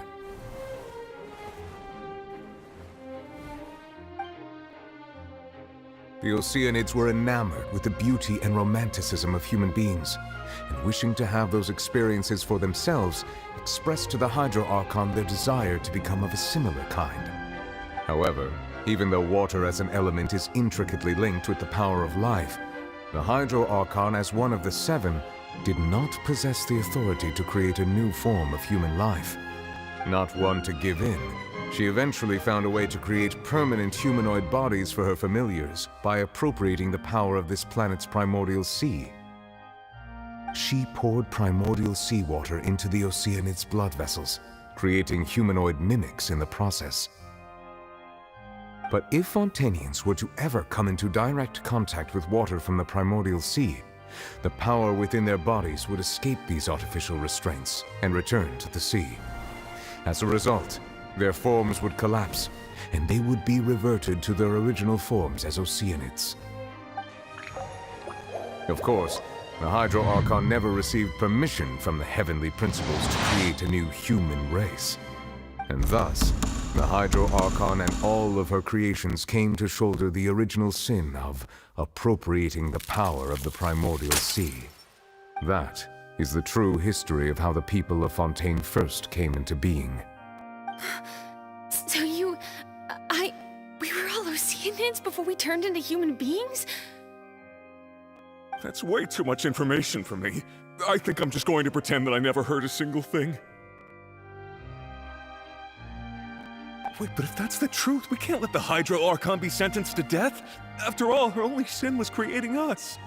This really might be too much information for your regular Fontanian, but it does answer a lot of our questions. Alas, your hypothesis regarding the third and fourth stone slates was inaccurate. The slates' respective positions are, in fact, correct. A key point of the visual on the third slate is how all the individuals depicted in the water are humans rather than Oceanids.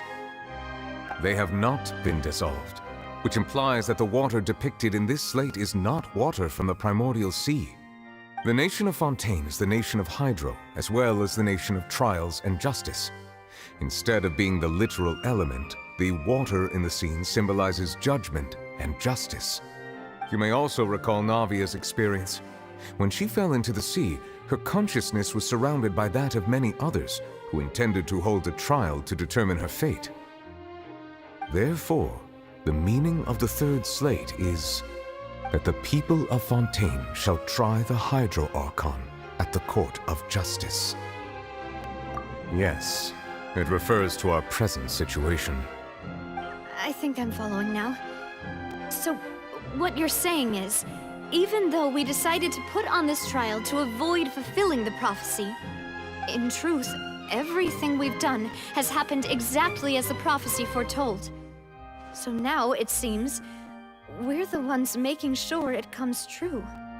What should we do? Huh. No matter what, the prophecy will be fulfilled. Is this what it feels like to be a prisoner of fate? If that's the case, does that mean the scene in the fourth slate will also be fulfilled soon? Traveler, I would like to point out another small fallacy in your deductions. About the fourth slate, you probably thought that the eruption of primordial seawater beneath the fortress of Meripede served as the surest sign that the prophecy was about to come to pass, yes? However, I believe that rather than being a sure sign, that eruption could in fact only be a small warning of something far worse to come. As for the root cause of the catastrophe, I believe you've already encountered it once before.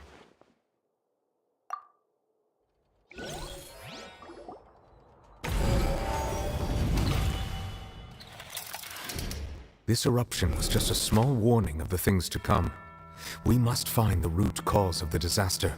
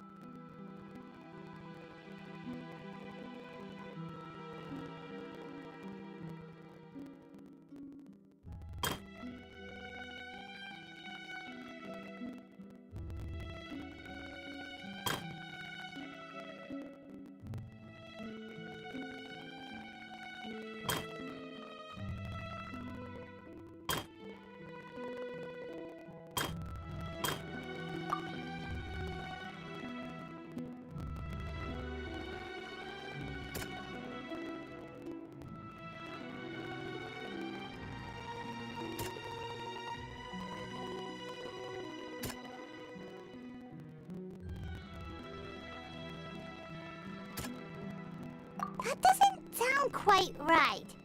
Let's think about the... It was both dream and reality. If we're talking about a true culprit, that could only be that thing inside the primordial sea, right?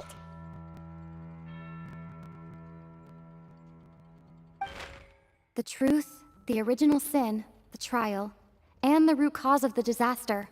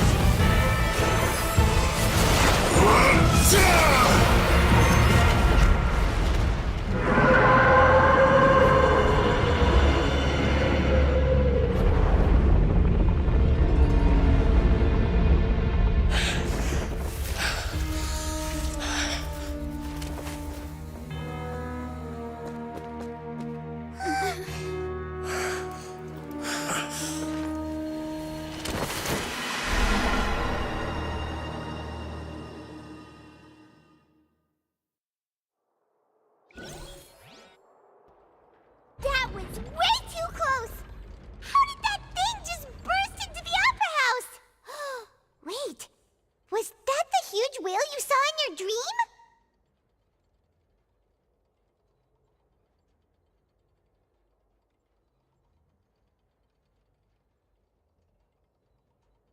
So we've met it at last. I understand very well why it has chosen to make an appearance here. That whale does not belong to Tevat. It is a monster that has traversed the stars, weeping all the while. It has been greedily consuming the energy from the planet's primordial sea, using it to grow. That is the main cause for the rising sea levels. And once it has finished consuming all of the energy contained within the sea, its next step will be... You said that when the Hydro Archon first created Fontanians out of Oceanids, she filled their blood vessels with primordial seawater. Precisely. That whale finds the blood of Fontanians nigh impossible to resist. Therefore, when it left the primordial sea, it decided to make its next stop a packed opera house full of food. Food in the form of Fontanians. We just barely managed to push it back, right? In that case, won't it come back to target the people again once it's managed to recover its strength? That is correct. Indeed, it is more accurate to say that we should thank that Harbinger for buying us some time. Without him, the whale would have likely come onto land far sooner. From the way he looked, he must have been fighting the creature for quite a long time. That battle maniac. We've always known that he had a special connection with that whale, but we definitely didn't expect it to help us out like this. Anyway, now that we know that this whale is the actual cause of the disaster recorded in the prophecy, all we need to do to stop the prophecy would be to find a way to beat it up, right? It is too late. It had already absorbed too much of the primordial sea's energy before we could notice it. At this point, it has become practically integrated with the sea itself. Even if the entirety of Tevat were to be destroyed, it could still survive and swim off towards some other world. That's not something I will accept. We've already done everything we can, and we even found the true culprit. We've come so far. You can't just tell me that the last hurdle is some impossible foe. That's just not fair. Indeed, that's not how a grand performance should end. I'll fight it to the end, no matter what. So the prophecy will be fulfilled no matter what, huh?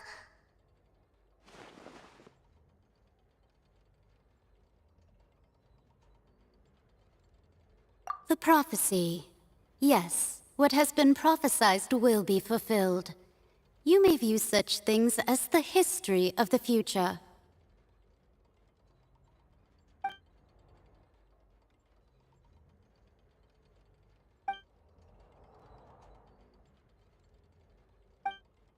Just as prophecies are usually only the future as seen from the perspectives of the gods, could things be happening in hidden corners where the god's gaze does not fall? Ultimately, fate shall serve as your only guide, no matter what will happen in Tevat's future. All you need to do is to play your part.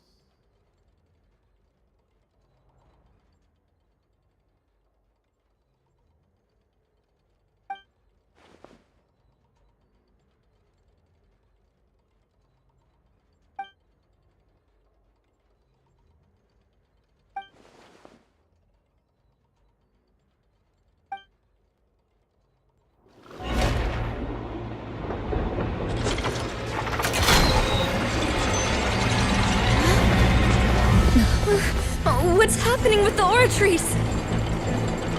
I believe it is preparing to carry out the death sentence.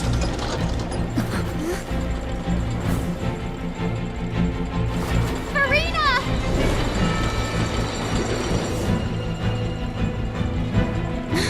No, I still need answers!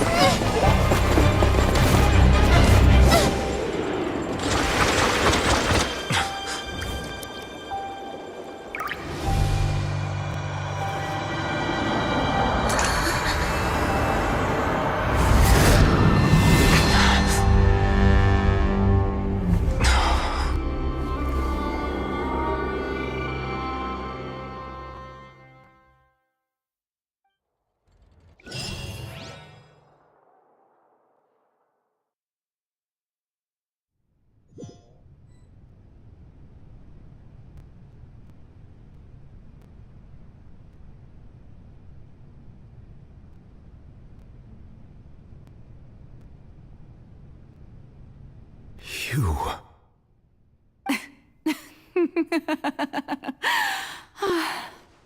Sorry. That shocked expression on your face is just too amusing. I couldn't help myself. You are not Farina. Who are you? The sweet sound of bewilderment. Marvelous. A sure sign that my attempt to deceive everyone was a resounding success. But to answer your question, I am Focalor. You know, the god. Focalor? Why did you deceive us? Oh, that wasn't my goal, of course. Goodness, no. But I had to fool everyone else too, if I was to stand any chance of deceiving the heavenly principles. Deceiving the heavenly principles? It's all because of that pernicious prophecy. Dreadful, wasn't it? Everyone doomed to dissolve. Fontaine condemned to be flooded. One was not amused. In fact, one was positively bemused when that problem was thrust upon me by my dearest predecessor. That's the former Hydro Archon Egeria for the uninitiated. It hardly gets more disastrous than a preordained national catastrophe, now does it? She knew full well that the prophecy would surely come to pass. And as one of the seven, she also knew full well that one defies the heavenly principles at one's peril. So yes, as you have no doubt surmised, it was a rather impossible situation that I found myself in.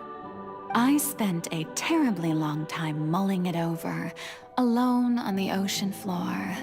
And I was almost growing barnacles by the time I finally realized there was only one possible solution to this confounding conundrum. I had to outwit the heavenly principles, allow the prophecy to be fulfilled, ostensibly at least, while saving everyone at the same time. I'm a genius, I know. I can only assume that's why Egeria chose me as her successor. Although, looking back now, it was hardly the inheritance one dreams of. Between the task of saving the nation, the quotidian duties of the Hydro Archon, and not to mention the original sin of creating a new race of humans, I dare say she left me quite a colossal mess to clean up. But one can only play the hand one is dealt. I did not choose this, any more than I chose to be one of her Oceanid familiars. So you were also once one of the Oceanids, transformed into a human by Egeria's hand? Yes, I was. I always dreamed of becoming human. And I still do, even now. In my eyes, to be human is to be part of the greatest opera ever known. After becoming a god, I separated my divinity from my body and spirit, leaving behind only a self that was as naive and bewildered as my past self on her first day as a human being. The me you see before you now is that divinity, and the human counterpart I left behind, I named Farina. She could feel joy, sorrow, and everything in between. She could be as vain and conceited, or as meek and vulnerable as she wished. Her strengths were of a kind only a human could possess, as were her shortcomings. But in my eyes, Farina's humanity was what made her perfect. She was perfectly human in every way. The person I always wanted to be. Anyway, so then I cursed her. All part of the plan, of course. The plan to deceive the heavenly principles. Do you still remember the final scene of the prophecy? The Hydra Archon alone, weeping on her throne. In order that the prophecy might appear fulfilled, I invited Farina to be an actress, to play the part of the Hydro Archon in the prophecy. under the curse I placed on her. So long as I, Focalor's divinity, continued to exist, she could not die. But nor was she free to live her life in the pursuit of happiness. Instead, she was forced to take the stage in the opera house, to embrace the role of leading lady, to forever play the part of the god from the prophecy, all to create a deceitful appearance of that prophecy coming to pass. I suppose now you probably understand why your court is called the Opera Epiclese. But Farina is only human, isn't she? Even though she has had a long life, her mind is no stronger than that of any other ordinary human being. I cannot begin to fathom what she has had to endure. It must have been torture for her. It has indeed. And although she is, in a sense, me in human form, I most definitely owe her an apology for it. It's been 500 years, and all along, she's been playing her part in the most unimaginably long, unbearably lonely, and agonizingly painful opera of all time.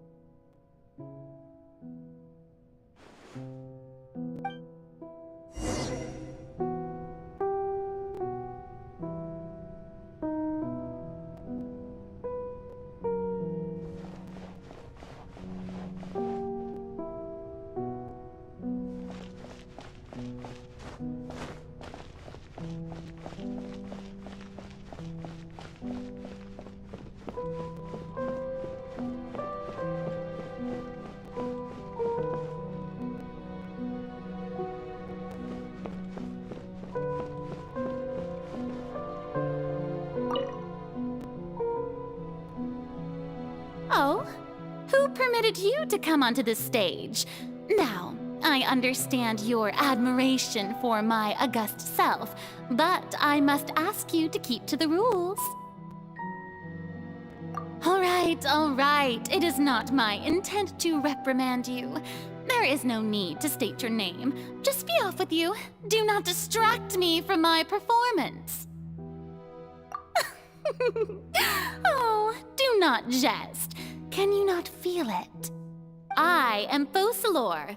The eyes of countless Fontanians are upon me. I must, at all times, display the utmost elegance and nobility.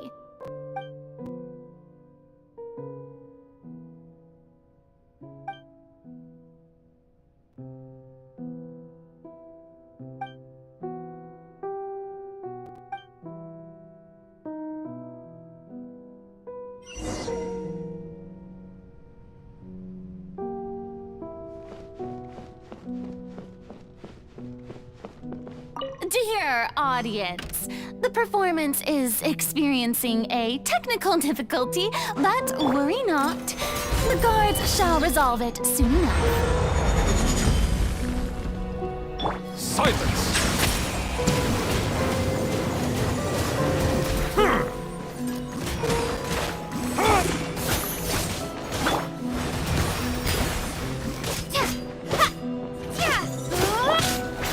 Solidify! Settle down!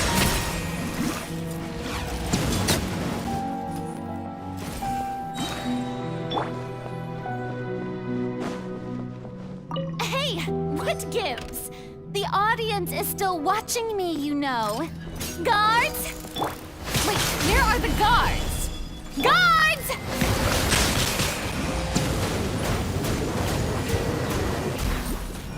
Let the mighty be humbled!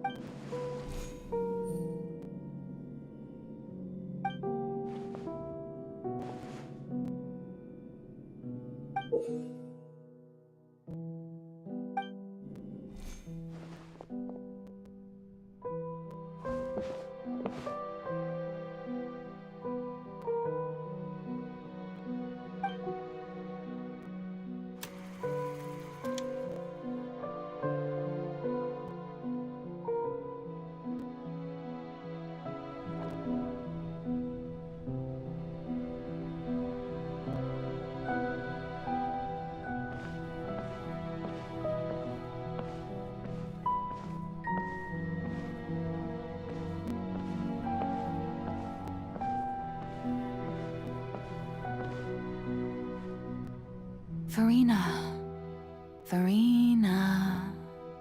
Huh? Who's that? Who's calling me? Where are you? Be not nervous. Be not afraid. I am before you. Wait a moment. You're...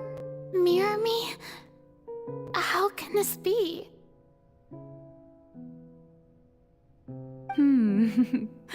Mirror you, huh? You know what? That's not bad. Let's go with that. Mirror me? What do you wish to say? The prophecy. Have you heard of it? What prophecy? Wait. I know. I think... I don't know why, but it's in my head somehow. The people will all be dissolved into the waters, and only the Hydro Archon will remain, weeping on her throne. Only then will the sins of the people of Fontaine be washed away. Oh, very good. You know it well. What's going on? I can't seem to remember anything clearly. The only thing I know for sure is this prophecy. Will it really come to pass? Yes, it will. And that is why I've come to you. Disaster will come to Fontaine sooner or later. Things will develop just as the prophecy declared. There is no escaping it. But doesn't that mean everyone will die? I'm a Fontainian just like them. Will I dissolve too? Oh, don't worry. Magical meetings exist in this world precisely to give people a chance to turn things around. It is the reason why you met me today. I will tell you how to save everyone, but you may have to suffer somewhat. Oh, so there's still hope after all. Goodness, you frightened me. You spoke so much and with so much certainty. As for the suffering, well, I will admit that the first thing that came to mind was, why do I have to be the one to suffer? But if the prophecy will come true, I'll also die anyway, right?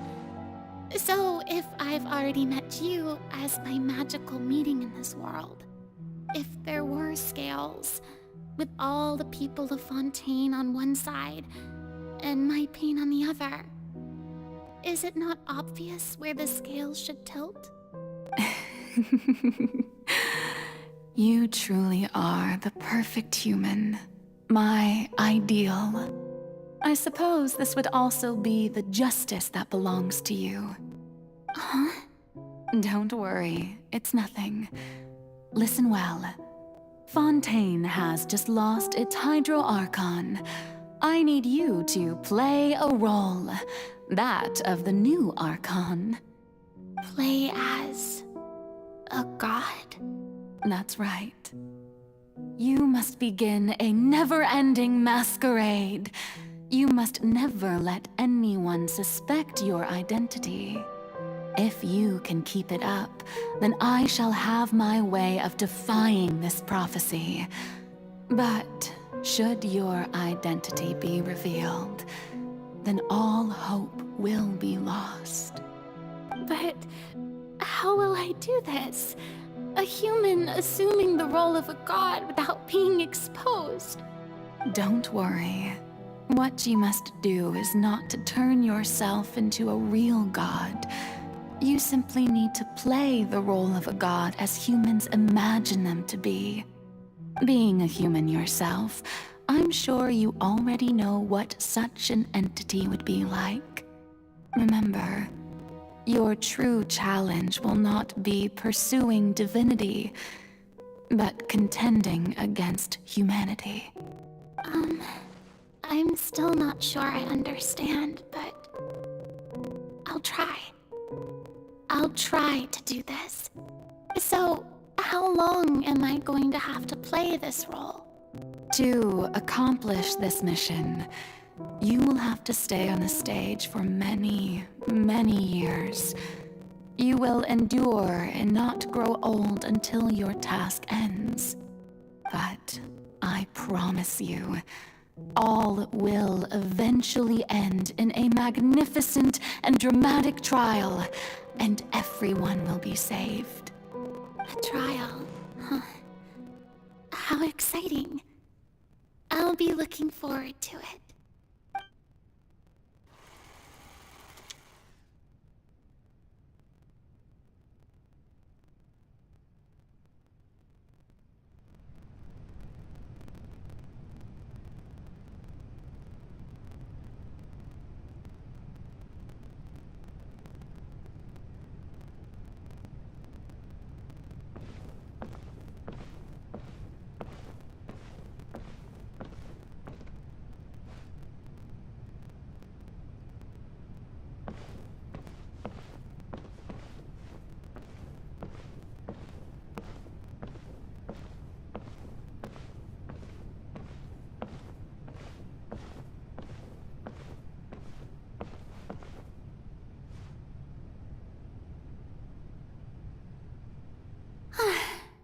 The Maison Cardinalise has announced my accession, but this is my first time facing the people.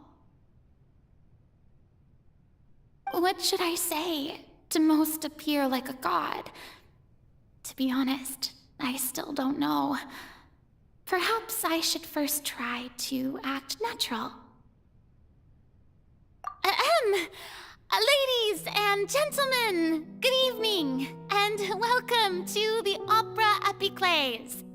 I'm sure you've all heard about how I have taken on the role of Hydro Archon. Indeed, I am Verena de Fontaine, your new Archon. In truth, I know little about becoming a nation's new god, but it will be my honor to guide you all. As the god Focalors, the god of justice, I shall do all within my power to lead you into an age of fairness and justice. Once again, thank you all for coming. If you should have any questions or suggestions, please send them to the Maison Cardinalise. The future of Fontaine will require us to work together, after all. This should do it. I thought I might stammer, but thankfully, I was able to convey my thoughts just fine. Okay, and next. That's the new Hydro Archon. Is this some kind of joke by the Maison? I would have thought that a being that surpasses humanity would be a bit more assertive. Hey, did you hear that? She even told us to send her suggestions there at the end. Shouldn't gods be all-powerful? She's being so modest. What's the difference between her and an ordinary person, then? If you ask me, perhaps the succession didn't actually happen. She might just be a Maison back puppet. Wait, what's going on? Why is everyone suspecting me of being a fake? This is bad. If I get exposed here, there'll be no saving the people from the prophecy. Right. Mirmi said that I just need to play the role of a god as humans imagine them to be. Calm down, Farina. Think. What do the people want? How would they imagine a god to speak and act? Assertive, with a strong sense of presence. One who can dispel all doubt. That is the character I'm fated to play.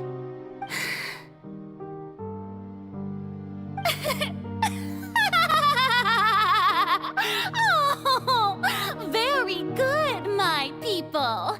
Only ones such as you are deserving of my rule.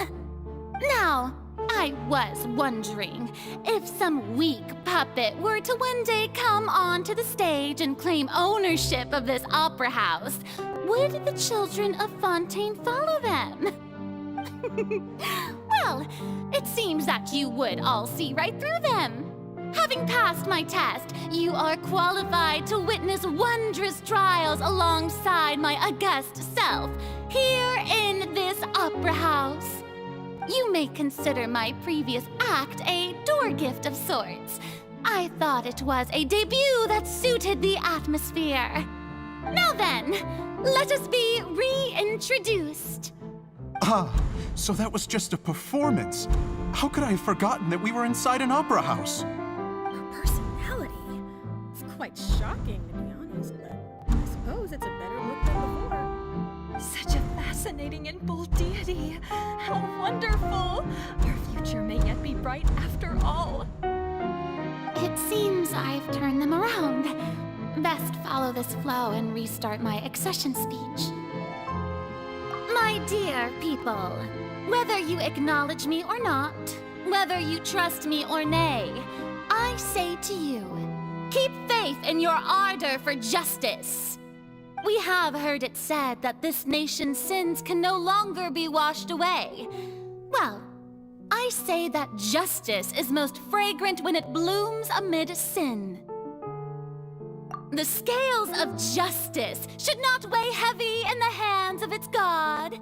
On one side, it must carry fairness and justice. And on the other, praise and applause. May law be the prayer on our lips. May judgment be our worship. Let us light the fires and drink to the future of Fontaine. There is no trouble in this world that justice cannot solve. All that is needed is for you, my people, to believe in it, heart and soul.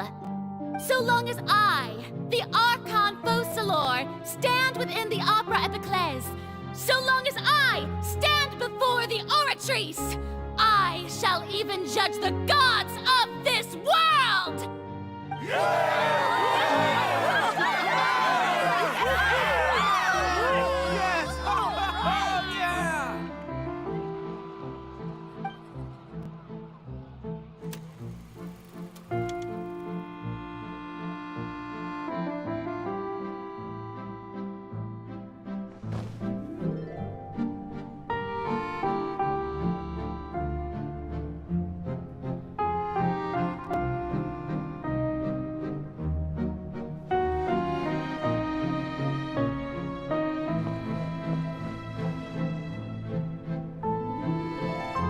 Lady Farina, here are today's case reports, as well as a summary of the follow-up for your perusal.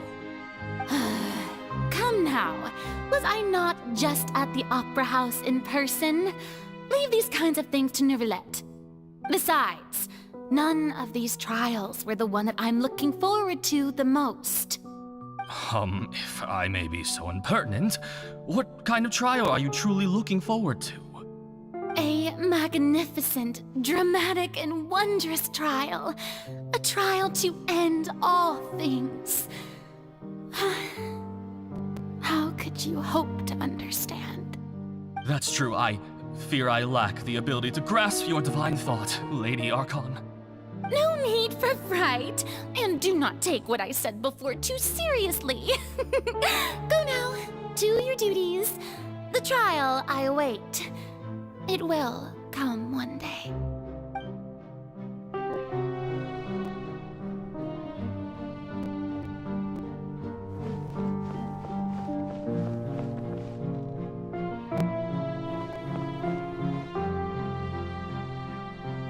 Lady Farina, I don't know what to say. Thank you for agreeing to see me. No need to thank me. Or rather, thank your own sense of perseverance instead. Long have you stood in line to meet me, have you not? Oh, I'm afraid that's just an inevitable consequence of my divine charm. All right, Deuteria, is it? How is your son's illness? You remembered me, and you knew of my family too. He is doing much better now. In fact, he is far more of an ardent believer than I. He was the one who forced me to seek an audience with you, and to bring your words back to him. Oh, good. Very good. If this should happen again in the future, please do not hesitate to come and tell me. Going down to citizens' homes every so often, while not usual practice, should serve as a fine change of pace. Oh, you're such a gentle and wise God. Thank you once again, on behalf of my son.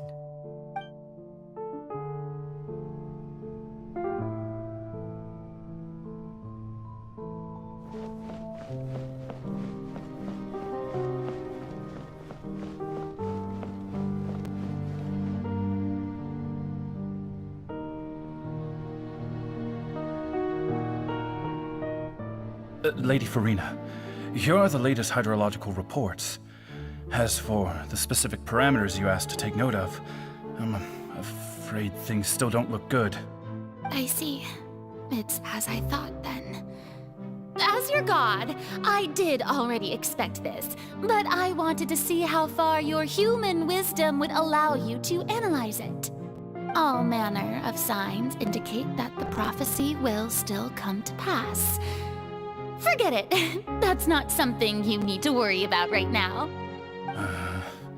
Well, as I understand it, the Fontaine Research Institute is also trying to find a way to counter the rising water levels. Really? Have they found anything? I'm afraid that they haven't found any effective solution thus far. Is that so? Well, no wonder. This issue has reached the realm of the gods, after all. Still, their spirit is praiseworthy.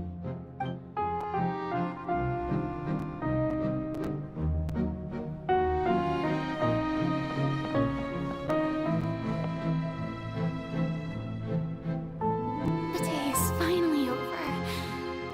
I haven't had a moment to breathe this whole time. But it's good to see that everything's getting on track. There are no longer any voices of suspicion. Maybe this is fine. I just need to keep going, and everyone will be saved. All right, Farina, don't think too hard about this. You need rest. Tomorrow's a new day.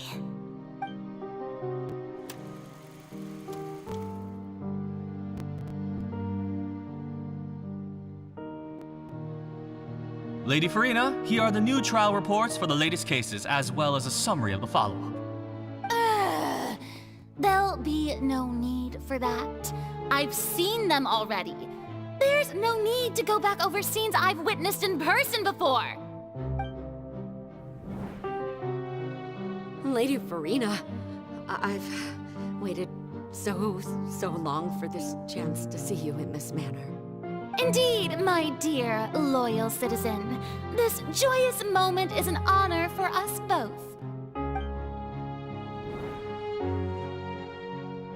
Lady Farina, we're detecting significant hydrological anomalies near Poisson. Understood. Keep monitoring. Keep me informed should anything come up at the Institute.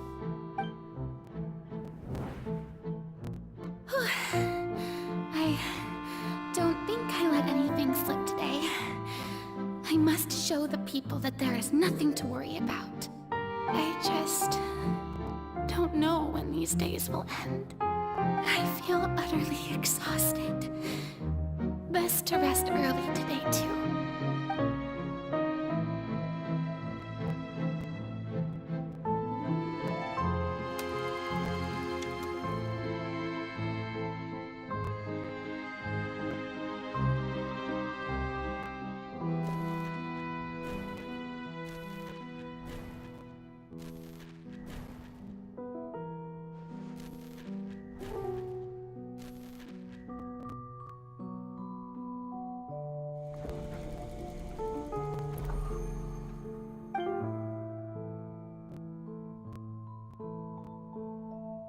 Lady Farina, it's like a dream being able to speak with you up close like this. I've heard that the first member of our family who was honored to receive an audience with you was Madame Deoteria, almost 20 generations ago. And what a fine family yours is indeed. It brings me great joy to meet such a faithful believer, a descendant of a line most ardent. Surely you exaggerate, Lady Farina.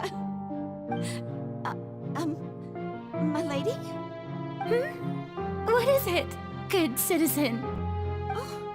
Are you crying? Oh, really now? I didn't even notice. This must be the overflow of hydro from my person. Well, can't quite help being the god whose dominion is the waters, can I? No wonder. No wonder. A manifestation of your power, then. Oh, Archon, I am honored to have witnessed it. Honored indeed.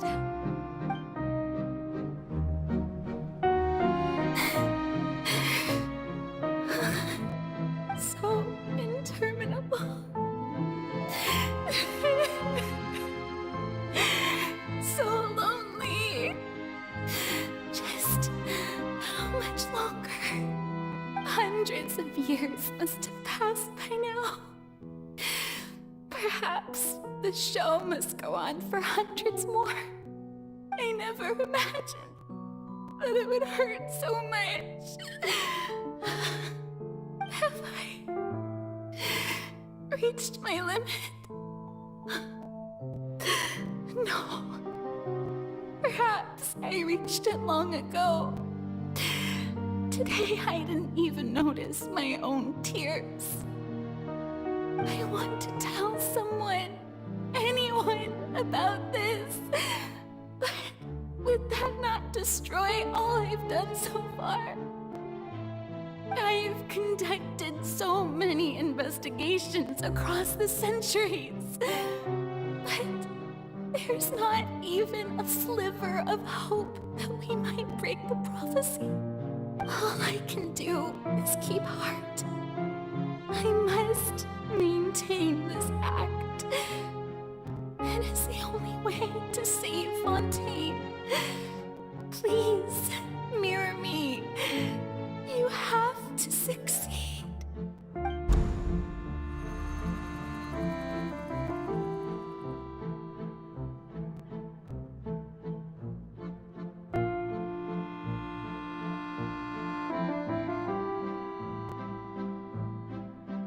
Farina, you don't have to shoulder this burden alone. Although I don't know what you might be keeping from everyone, your people are more than willing to share your burden with you.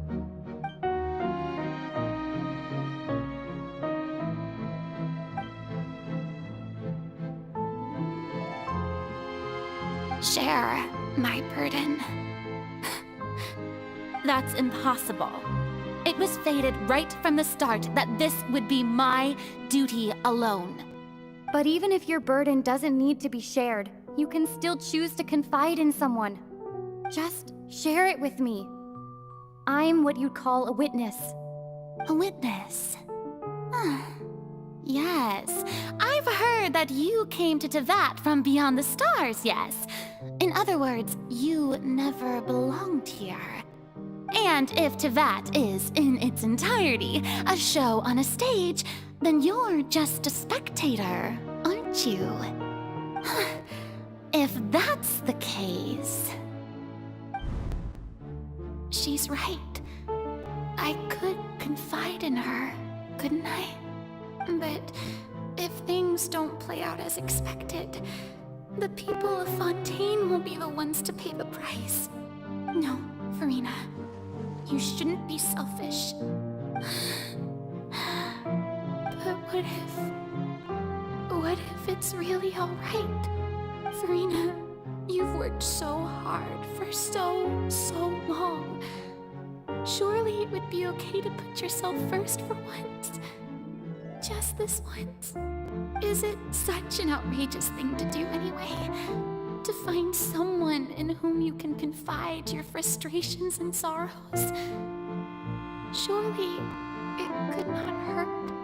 If you let this opportunity slip through your fingers, it might never come by again. Think about it long and hard.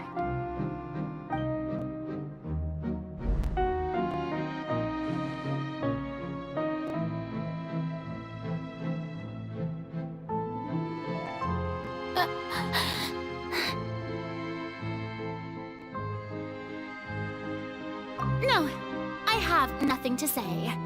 I am Farina, the Archon of Fontaine. Everything will surely get better. All you need to do, dear spectator, is to witness my performance until the curtains fall.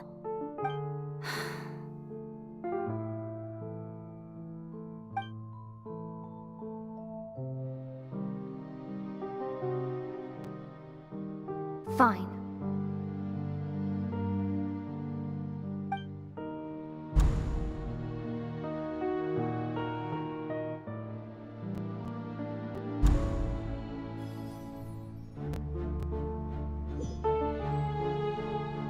So even Farina doesn't know the truth?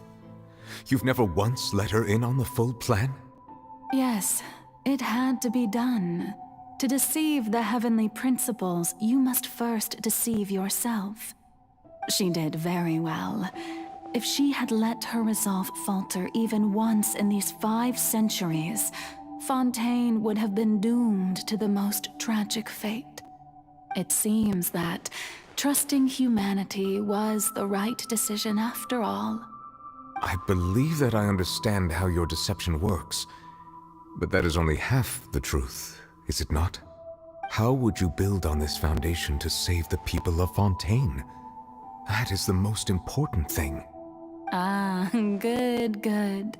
Of course, the Iudex of Fontaine has pinpointed the crux of the issue. I'm sure you've long sensed that the Oratrice is no simple machine, yes? I've always suspected that it had its own consciousness. And Linny did mention that he heard a human voice within the core chamber. It now seems that that person was you, hidden within the machine all along. Am I right? And then I became one with the Oratrice, taking Fontaine's gnosis with me. Yes, it would seem so, wouldn't it? Alas, your understanding of this device still lacks sufficient depth. In truth, it is no enactor of justice. It is, in fact, a device created to kill the god of justice. I beg your pardon? Oh, you have it. And to be more precise, not only will the Oratrice take down the god of justice, it will also take down the divine throne upon which she has been placed. I mean, did you think I would be the sort to enjoy peaceful repose while Farina suffered? My work over these last 500 years has been to constantly accumulate indemnitium within the Oratrice. But really, some have already discovered that only a small fraction of the energy generated by the device was ever used to provide power to Fontaine. The vast majority had to be, accumulated to enact this death sentence. It was all a part of your plan then? Both the trial and the sentence? Indeed. This power, accrued over 5 centuries, could have sustained Fontanians for millennia had it only been used for that purpose. Almost all of it has now been stored within the oratories. But only power of this magnitude could hope to destroy the Hydro Archon's divine throne, shaking the rules established by Celestia and breaking through the institution that is the Seven. So the Oratrice's call for death was for neither Farina nor Focalor, but for the Hydro Archon. The destruction of that divine throne. If I do not misunderstand your intent, you must be... Returning what's rightfully yours to you, of course. In other words, this was all done to return the authority of the Hydro Archon to the Hydro Dragon of this planet. But...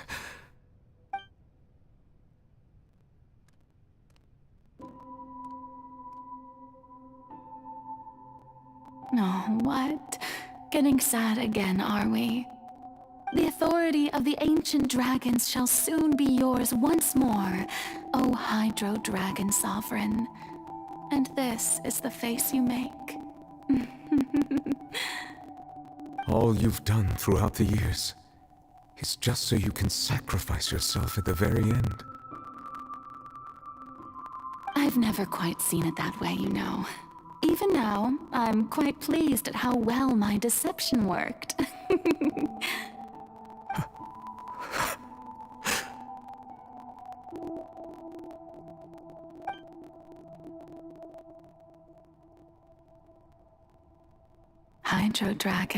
Hydro Dragon, don't cry.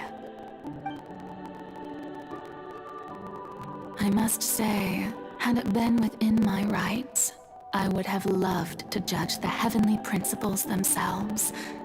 Were they not guilty of essentially the same crime?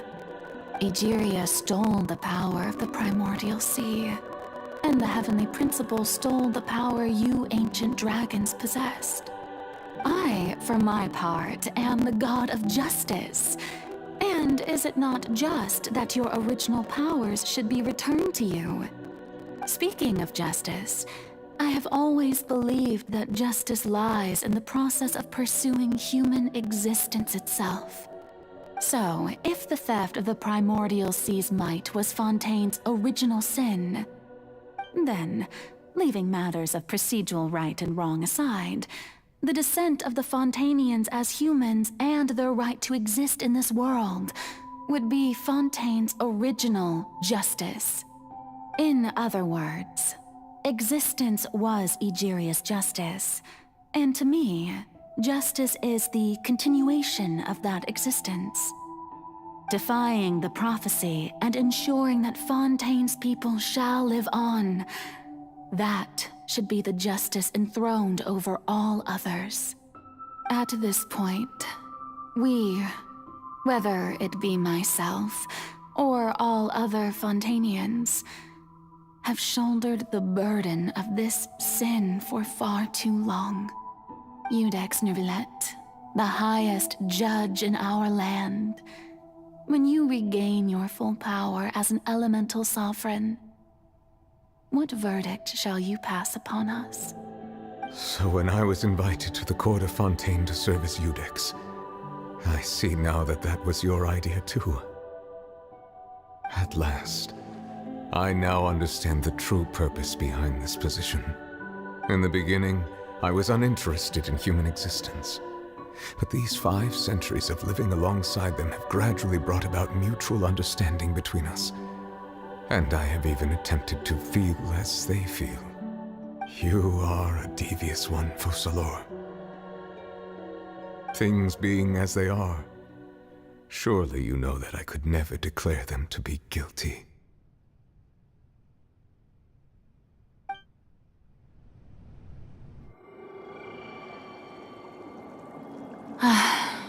The hour of my execution is almost here. For the sinner, the curtain call has come. I know I may not sound it, but faced with death, I find myself a little afraid. Perhaps this is one thing both gods and humans have in common.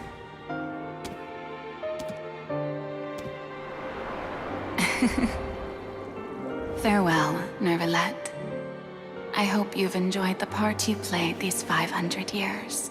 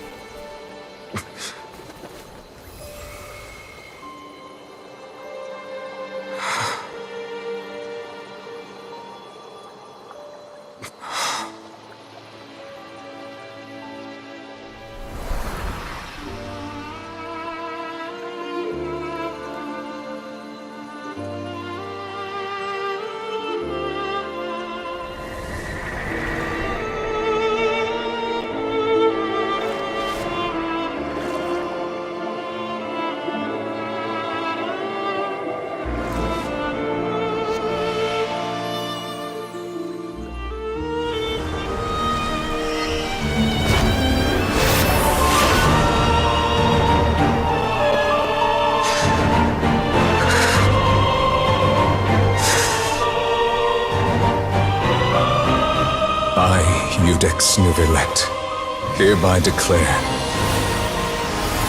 people of Fontaine, your sins are forgiven.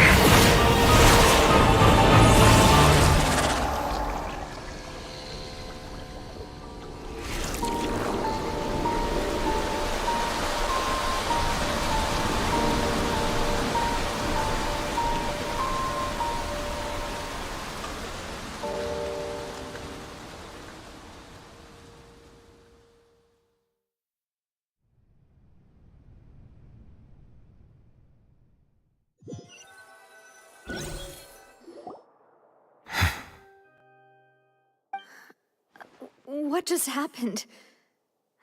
Has the death sentence been carried out?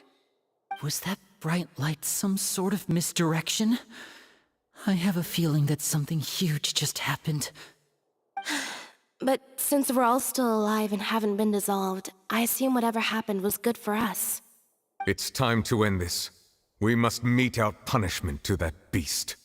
Didn't you say just a moment ago that it can't be defeated? I have gained the strength sufficient to deal with it. Through certain means, I now have the ability to separate the power of the Primordial Sea from that creature. We should seize the opportunity to pursue our quarry. Traveler, now that the oratories can no longer function, I require an executor to help me mete out justice. The root of the calamities befalling Fontaine, the beast that enacts the prophecy, its name is the all-devouring Narwhal. Come with me, traveler. The hour of execution has come.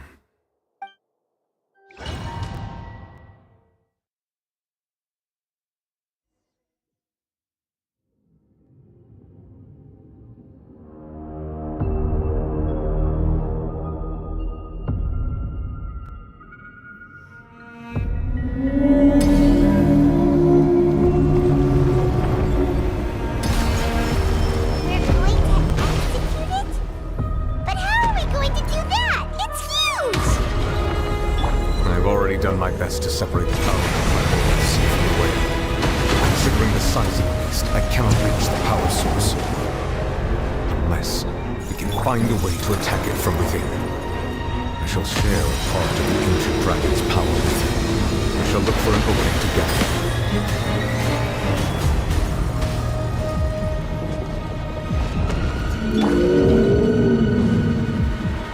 Order guide you! I can feel sorrow turning into hostility.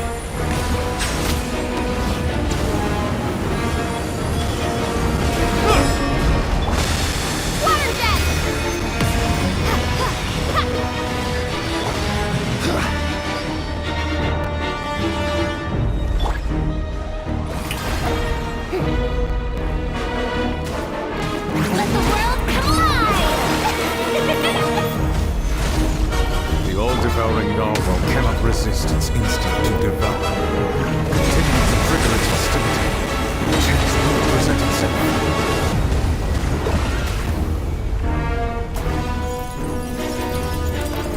Father, be sanctified.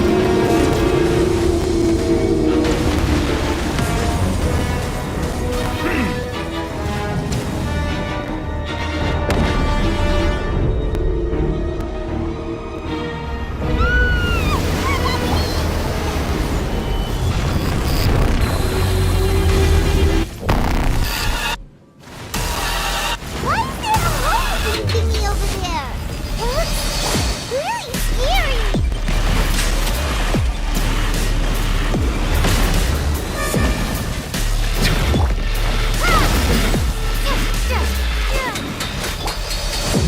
Stabilize! Silence! I have granted you my protection. Do not fear. Seize the moment and use my power to suppress its root from within.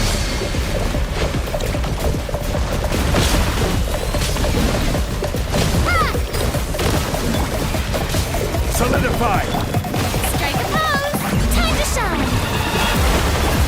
Bow your head.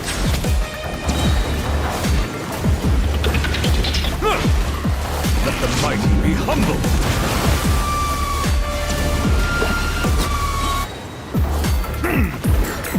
Settle down.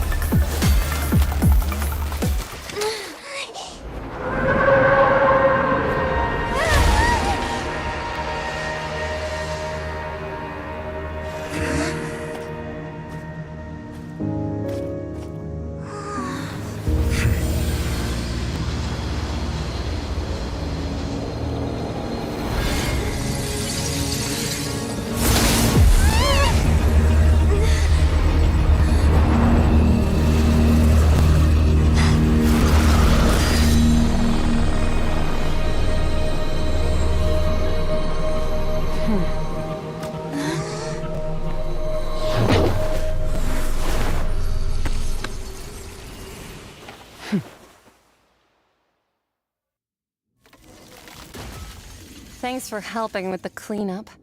It should have been my job, but... oh well. It was just supposed to be a short private training session for me. I didn't think that my disciple and my master's pet would start brawling in the meantime. Well, actually, I had a feeling that it would happen at some point, but they bumped into one another earlier than I thought. What a blunder.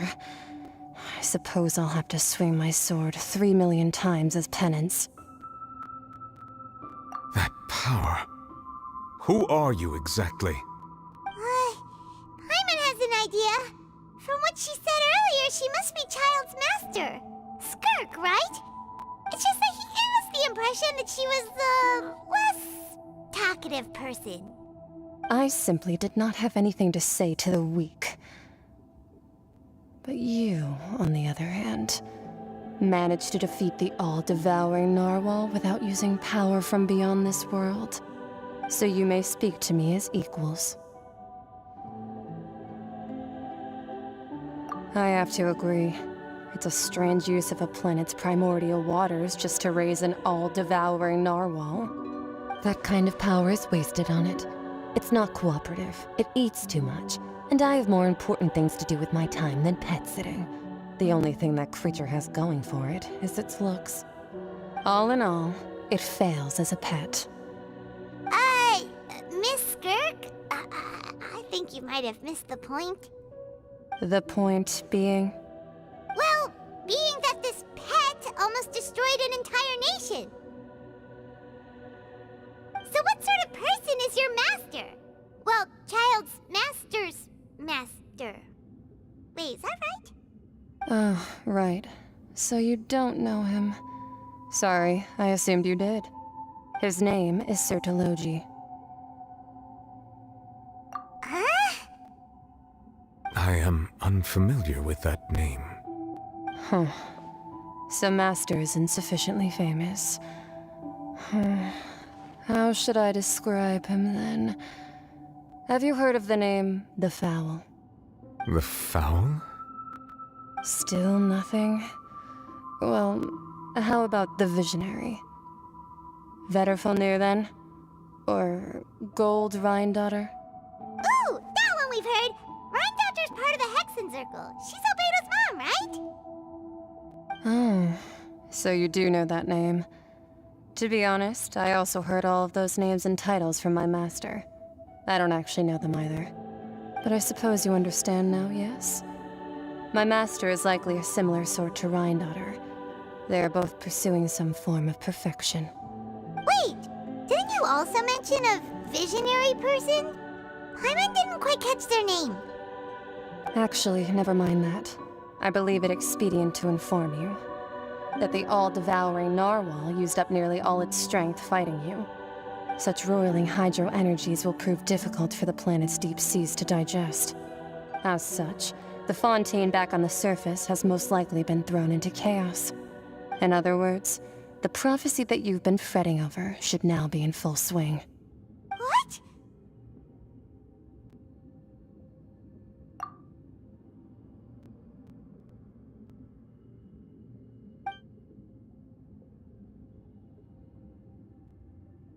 Not to worry. Focalor has already managed to deceive the heavenly principles.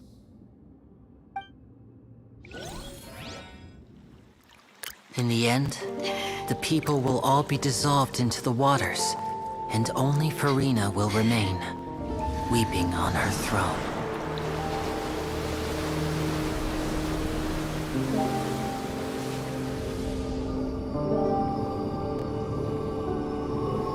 Only then will the sins of the people of Fontaine be washed away.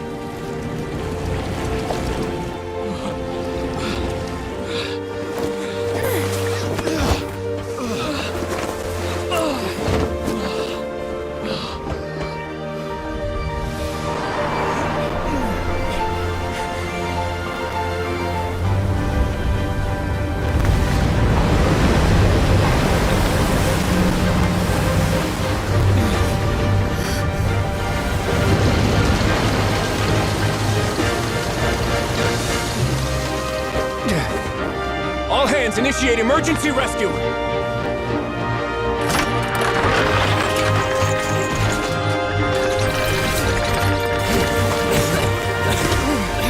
Hurry!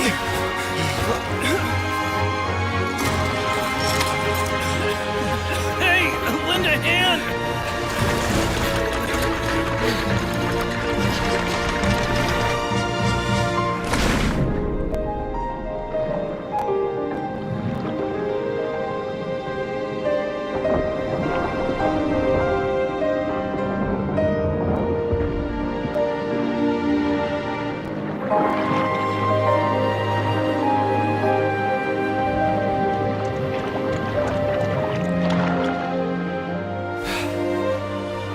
Look!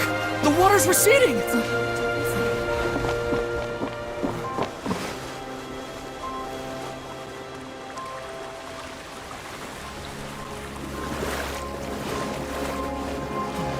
It's a miracle! Water's receding! We didn't dissolve. The prophecy was wrong! The prophecy was wrong!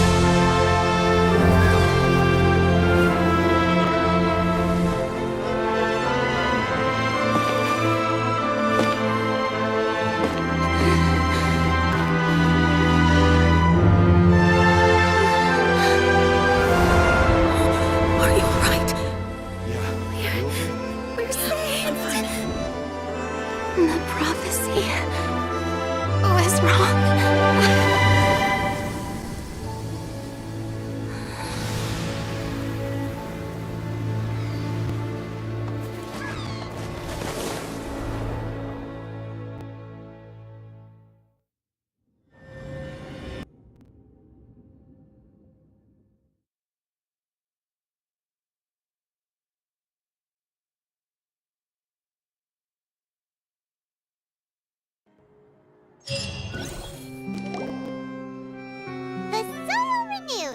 The Svina di Rasula talks post-disaster rebuilding. I recently visited Poisson to meet with Miss Navia, spokesperson of the Svina di Rasula, and we spoke about Poisson's present and future.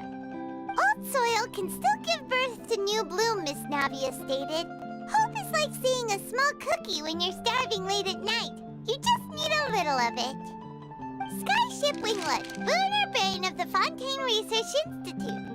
The various disputes that have arisen on account of Mr. Edwin have suddenly become a shield over the Institute, with Jurier turning out to be a once-overlooked hidden gem. People always call the first researcher mad, but few know what to call the second. And should that latter person achieve a miracle, they would find it all the harder to find a word with which to classify him and his team. Wow! Paimon barely recognizes the people in the reports. Are those really Jurier and Navia? They sound like real big shots. What do you think? Pretty enthralling, huh? The Steambird's idea was pretty simple. With the disaster just having passed, we would print a free edition packed to the margins with good news to calm people down. The value for these big scoops lies in their inevitable follow-ups. We'll publish further reports and go into the stories behind those people. Edwin's assistant, Jurier, created a true flying ship, while Navia is leading people in the reconstruction of their home. I'm sure that these stories could draw even your well-traveled eye. Paimon's curious too! Wait a minute. Didn't we watch everything happen from start to finish? What's there to be curious about? And that's exactly why I'd like you to come conduct interviews with me. You're the best incubators of news, if you haven't noticed. And also, with you around, I'm sure I'll get to see that Duke. Are you sure? Hasn't he turned you down several times already? Oh, this time will be different. Come on, let's head to Poisson first, and then make a trip to the fortress. There are some things you'll only know when you get there.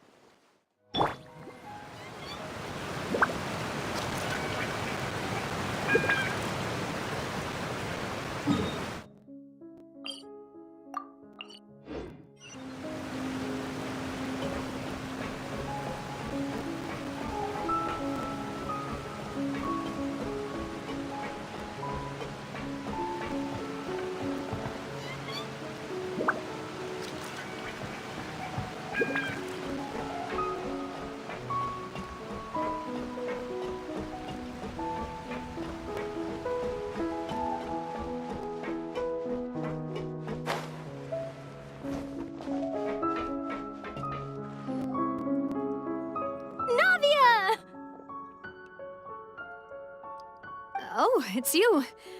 What brings you all here? Hey, we're just having a look around. I'm here to update myself on how things are going here. Oh, the Fatui are here too. Let me introduce you. This is Mr. Garunt Snezhevich. He represented the Knave in sending us a large amount of supplies, and is helping with our work. Our residents are hard at work as well. Thanks to everyone, work is progressing nicely. We've lost a lot of people, but we're moving forward. That will have to be enough. Hello, Miss Charlotte. I'm a big fan of yours. I especially like that article you wrote last year about Fontaine's stray cats. But if you don't mind, could you not emphasize our role too much in your report? It's not charity we're doing here. We just happen to share the same interests as the Spina. I get where you're coming from. I'll keep it as simple as possible. Or would you be willing to feature as friendly neighbors? That would be fine. Thanks. Oh, you're back too. How are things? We finished laying down the construction materials. It'll be another hour before the workers are able to go over there. Huh? You're here too, Clorand? Well, her reputation's greatly risen after that whole duel business with Miss Farina. So she's here in Poisson to wait out the heat. All right. She really came here to help me out. There's too much to consider in the reconstruction of Poisson. The Spina has need of more decision-makers. And, well, I do already happen to be connected to Mr. Callis. Oh, wait just a moment. Do you mind me asking a few questions? You know, about how you felt before the duel, about what it was like facing down a god. There's lots of exciting material there, I bet. Forget it. I'm sure you can find a better theme than that, Miss Charlotte. I see you're the same as always. Couldn't you do me a favor, for Navia's sake? Well, if we're talking about doing things for my sake, you might as well just take a few more photos of me. Or of the Traveler. It's better than wasting time persuading Clorand, at any rate. Of course I will. I'm not gonna let her off that easy. All right, then everyone who wants to be in the photo, gather up. And smile.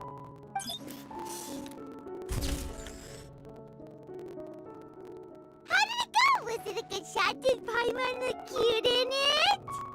Not bad. Your addition really helped the composition of the picture. All right, hang on a moment. Let me snap a few more shots.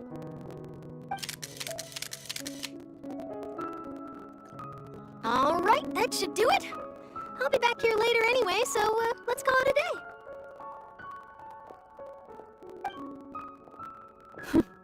You're very quick. Speed is of the essence when it comes to the news, and freshness is the key. Also, not to brag, but I'm pretty good at building connections. Who knows? I might eventually get that interview with you after all, Miss Clorand. Wow, you really do have that never say die spirit. I'm impressed. I'll hazard a guess that this is how you got that interview at the Fortress of Maripede. Whoa, you're well informed. Let me make a guess too. I asked Sijuin who told Monsieur Nervillette, and he told you, right? That's a very complete information chain. In truth, all Monsieur Neuvillette asked me was, when did the fortress become so friendly towards the media? I told him that it was best not to speak too soon. There's no guarantee that Ridsley will make a personal appearance. You're right. I've got to treasure every moment I have with them. In which case, I'll be making a move first. Stay safe now. And tell me if you hear anything interesting. I'll treat you to afternoon tea in exchange.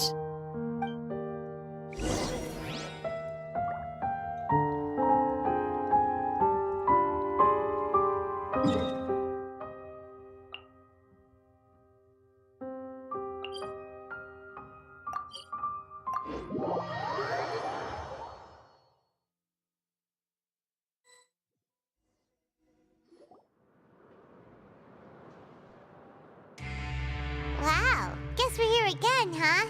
There's a real nostalgic feeling to this place. Looks like you've been missing us. Duke! Did you come all the way to the entrance to greet us? Of course. I'm here to welcome you and our dear Miss Charlotte, whom our good head nurse recommended to me. It's an honor to finally meet the much-rumored Duke. Thank you for consenting to my visit to the fortress, sir. No need to thank me. But that said, I shouldn't be the focus of your interview. I trust you recall our agreement? Of course, of course. All right then, this way.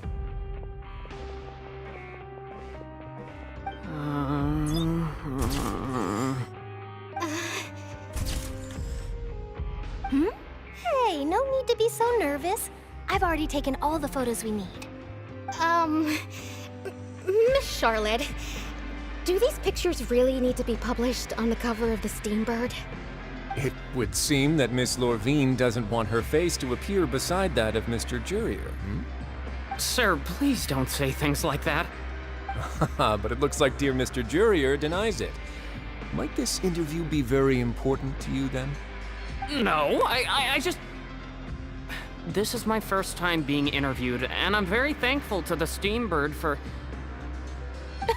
Now, I might not look it, but I actually did meet Mr. Edwin once. And I'll be honest, I enjoyed chatting with you more. You've definitely got more of that genius vibe going on.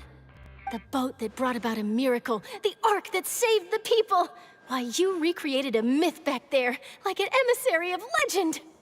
Still, if I might ask, where's that flying ship now? Huh!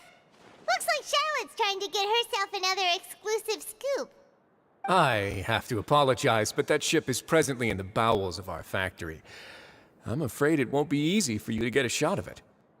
Really? Well, then in that case, could I have an interview with you to make up for that loss?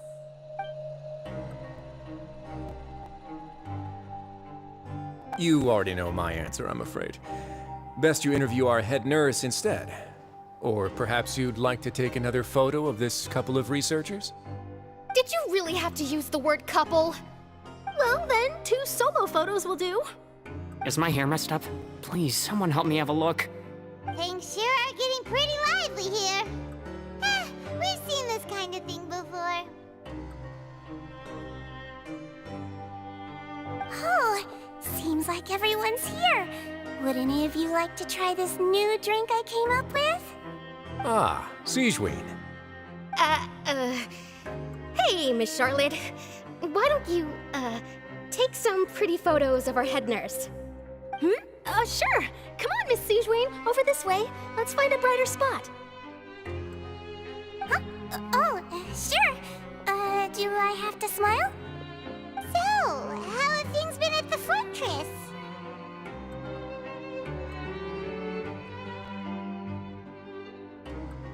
Same old, as you can see. Fontaine's undergone some changes, but this place is still more or less the same. Other than that flying ship, it got a tad too much attention, I think. That's why I decided to let the interview go through. We should direct more public opinions toward the behind-the-scenes heroes. Am I right, Mr. Jurier? Miss Lorvine? You're too kind, sir. I believe that you too should have your day in the sun. Not that you would want that, which is a pity. I'll just leave the spotlight to you two.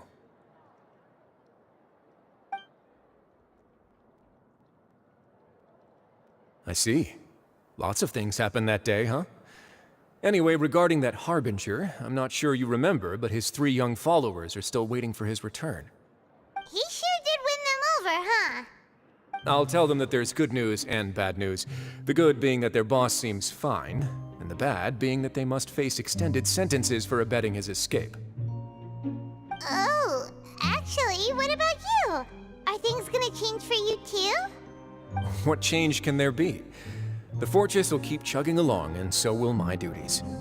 As to what Miss Farina's departure will mean for the nation, and if our laws and governance will be transformed, we'll leave those to the folks in the overworld. Hey everyone, the photo shoot's done. Good. In that case, let's call it a day here. Thanks for your cooperation. Come on, Traveler, let's go. Till next time, everyone. There'll be a next time? Maybe. Who knows? I might write a story about the underwater factory next time. Until then. All right, last stop, the docks.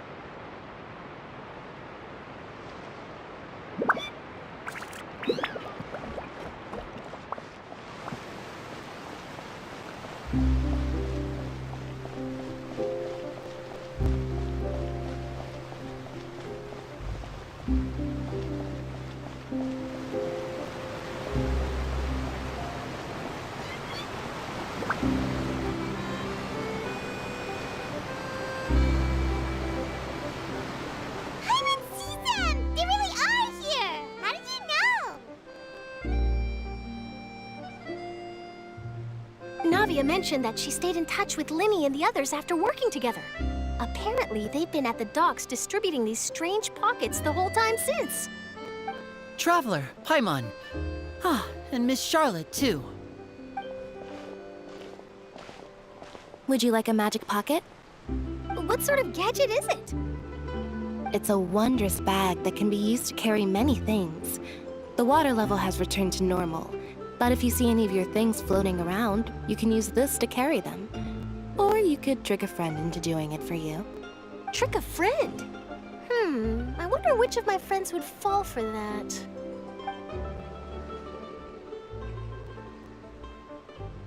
You could just make a friend like Fremine here. Isn't that right, Fremine?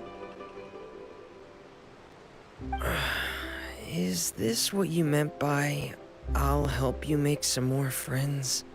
To be honest, that sounds pretty sweet. Could I have your contact, please?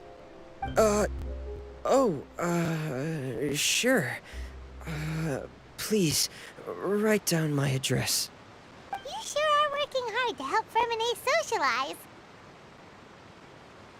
He was the one who proposed doing this. He even wants to assist in our magic shows.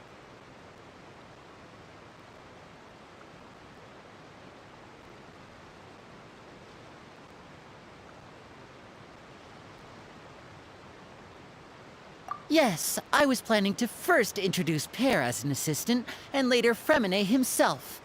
In the future, I think we can leave underwater escape magic to him too. That said, would anyone want to see a diver escape underwater? Oh, it'll work out. Every journey begins with the first step. He'll become a part of our show eventually. Lynette, could you come over? Miss Charlotte says she wants to take a picture of us. Got it. My, that Charlotte is rather perceptive. She got rid of everyone the moment she realized I had something to say to you. Father says that you did a great deal during the latest events.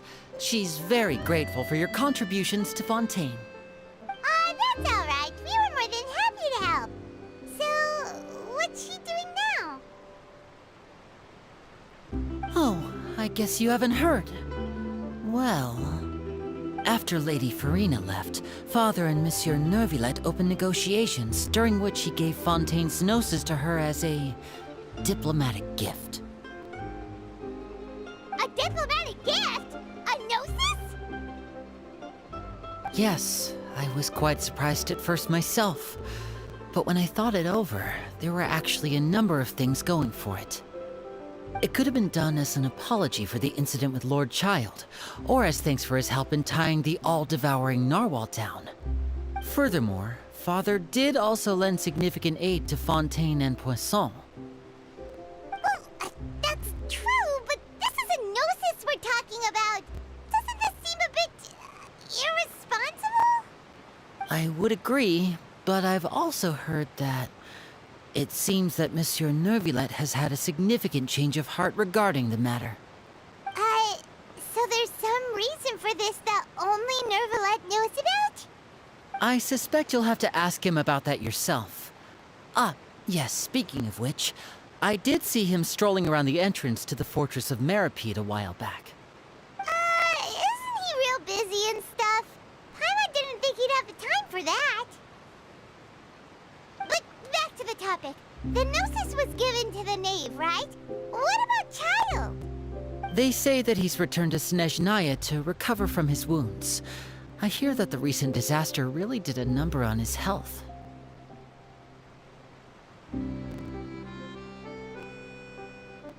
That's true. When you think about it, we've had loads of run-ins with the Fatui. To think we'd be allied with them this time.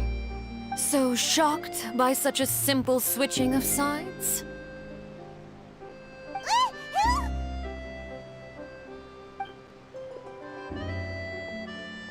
Father! Well, what do you know? Come to the docks to see how my children are doing and meet the Traveler by chance. Please do not pay my accomplishments in Fontaine too much mind.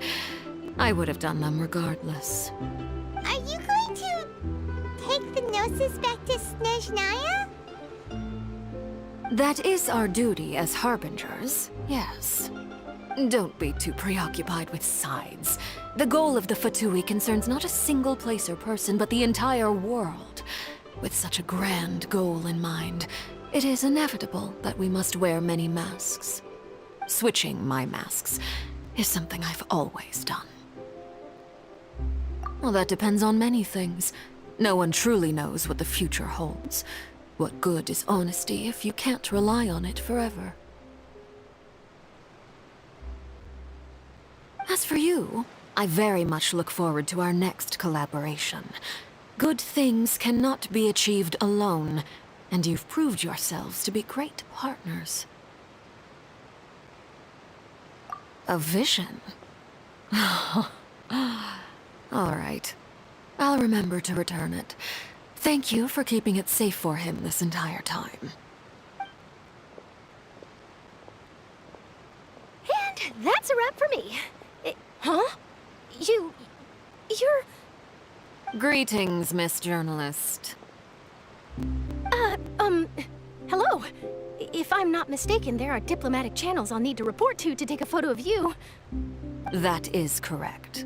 So forgive me, but I will not be able to serve as a subject in your article. However, feel free to write as much as you'd like about our dear magicians and our upcoming rookie talent. I will. The sea breeze is quite pleasant. I shall continue my walk while the weather remains so agreeable. Farewell. Farewell, Father. Oh, she has such an intimidating presence. I didn't even dare to take a picture. Thankfully, I've already wrapped up all my pre-scheduled interviews. Thank you all. This'll be more than enough for me to write about, I'm sure. Don't be too nervous. Why don't you take a magic pocket before you go? Here, Traveler, Paimon, you take one too. To move things about? That's right. Funny. I was giving out magic pockets when we first met too. And what do you know? I'm doing the exact same thing right now. So many things have happened, but the pockets are still the pockets. I guess this must be life. We will all follow our own paths, and serendipity will lead you to your fated friends. All right then. We'll be handing out pockets in some other districts later, so we'll get going now. Have a good day, you two.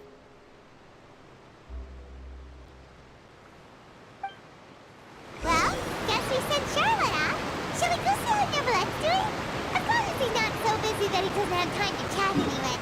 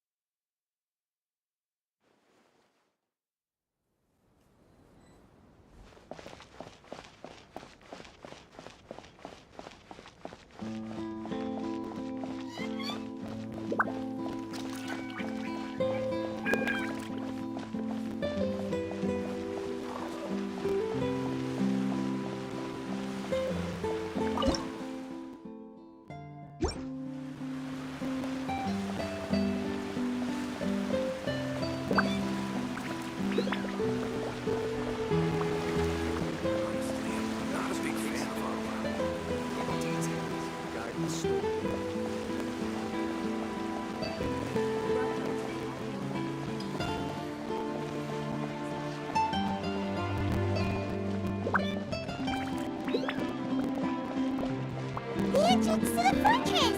Ooh, he really is there!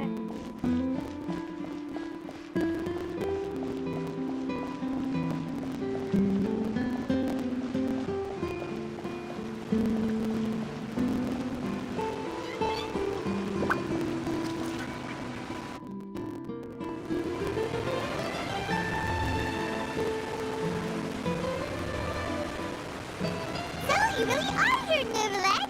I didn't think you were going to have free time this hour of the day. Really? Oh, I suppose you must have met Mr. Linney. He took the time to greet me earlier when he passed this way. In any case, you came at a good time. I was just considering reaching out to you to set up a meeting, so I may explain some things that I haven't had the time to before. Aw, Paimon glad that you remembered. Thank you for keeping us on your mind what with you being busy and all. Alright, let's have it then. How was Fontaine actually saved? The whole business is still quite the mystery to us. It is strange how words can often leave a bitter taste in the mouth when it finally comes time to say them out loud.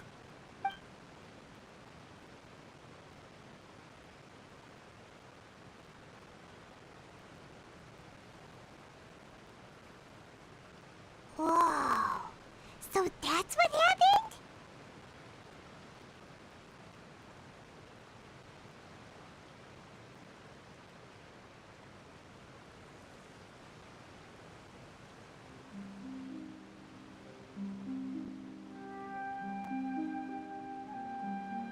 Focalor destroyed the divine throne of the Hydro Archon and restored your power to you, transforming you into a fully fledged elemental dragon sovereign! But Paimon still doesn't quite get what you did to save the Fontanians from dissolving. For me, the authority of the ancient dragons refers to absolute control over the hydro element. Fontanians were incomplete humans born of Egeria's use of the power of the primordial sea, with constitutions similar to that of mimics. But so long as those primordial energies remain within them, I could use the ancient dragon's authority to grant them true blood, after the fashion in which life was first brought into being on this planet. In other words, when I gave my verdict, Fontanians became true humans, and thus would naturally no longer be dissolved by water from the primordial sea. Focalor must have counted on you to make that decision as well. Your verdict was the key to making the prophecy appear to have come true while saving everyone.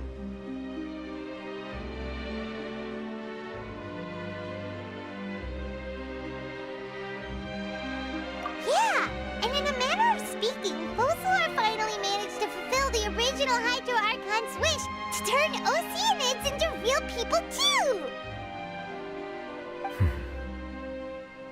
It seems from your expressions that you still have more things you wish to ask. Ask away. I will tell you the truth as I know it.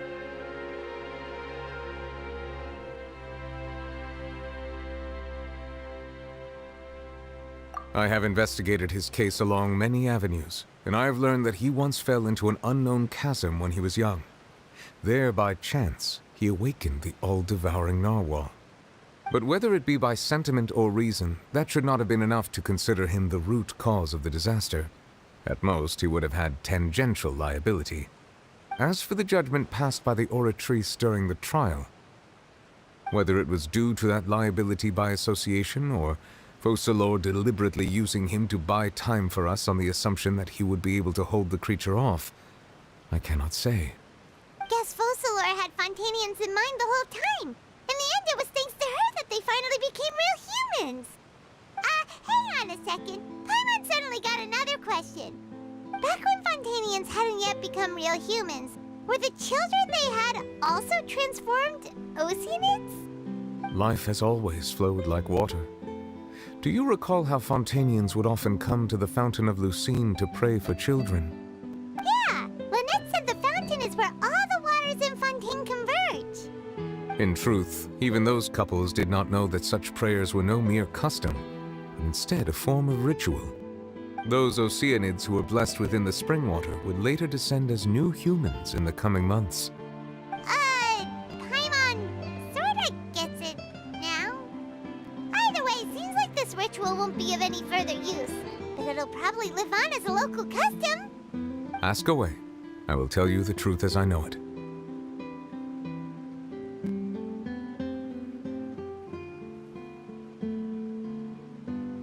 Yeah, about that. Risley said Farina has already left. What's that all about? Ah, Lady Farina. The people are only aware that her death sentence has not been carried out. She abdicated the post of Hydro Archon and left affairs related to that title to me, before leaving the Opera House. I related Focalor's words to her faithfully and completely. After hearing them, she seemed neither saddened nor comforted. She simply said that she was tired and needed to rest. Having said that, she then packed her things and moved out of the Opera House, not unlike how an ordinary person might. But she's still got a place to stay, right? You need not worry. I will make arrangements to ensure that she will not want for food, clothing, board, or travel. In truth, I am somewhat happy for her. The wear and tear on her spirit will, of course, take time to heal. But now that she no longer has to play the role of Focalor the Hydro Archon, she can finally lay down her burdens and lead a normal life. What about you then? What are your plans now that you've regained your full powers as the Hydro Dragon? After Focalor passed on, the Oratrice also ceased to function. This matter will directly affect our trials. After much careful consideration, I've decided to take over its role in our courts. From now on, I shall hear cases and pass verdicts by myself. Looks like you're still considering stuff from the perspective of the Udex, huh? As an elemental dragon, there are indeed many things that I must do. But this power and this duty, in a manner of speaking, you could say that both were granted to me. As such, before I attend to my other responsibilities, I must first and foremost continue to serve Fontaine as its highest judge. The duty of the Hydro Sovereign and the duty of the Udex shall coexist within my person. Additionally, the Hydro Archon's departure has brought about another problem, which is that the Opera House shall no longer produce indemnitium. That's true. That power was derived from the people's faith in the Hydro Archon, wasn't it? Wait, but the various mechs and machines in the city are all still okay. Where are they getting their energy from? As I am now, I have full command over New Musia, and it can serve as a complete substitute. Another reason why I cannot quite leave Fontaine immediately. Wow. This ancient dragon's authority stuff is really quite useful, huh? Ask away. I will tell you the truth as I know it.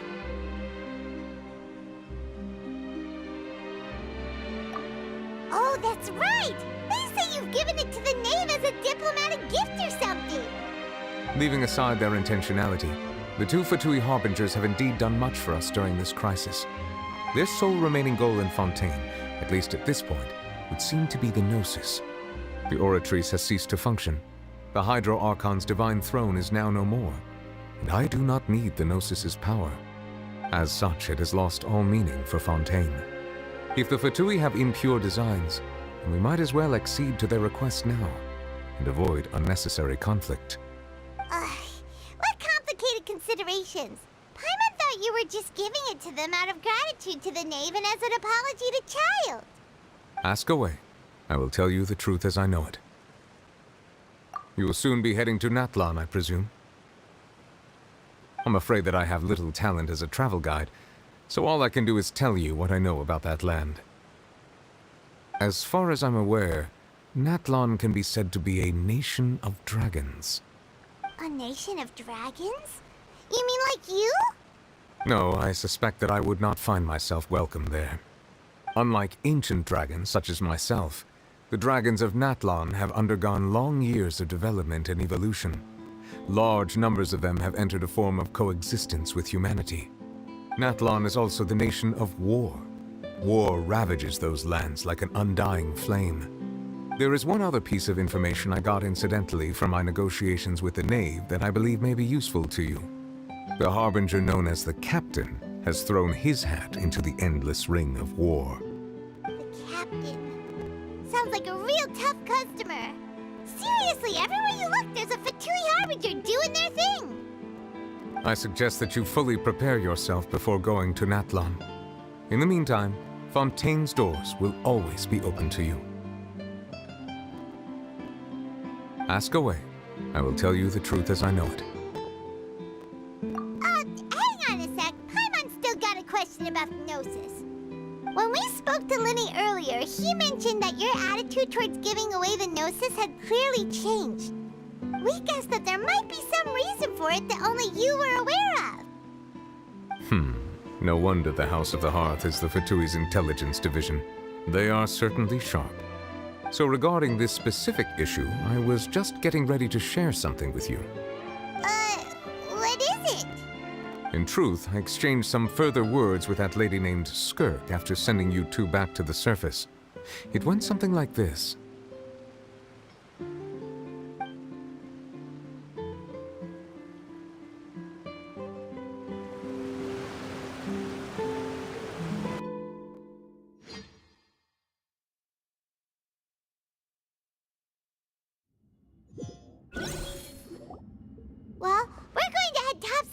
what's going on. You hurry over soon as well, all right, Nervalet? Whoa!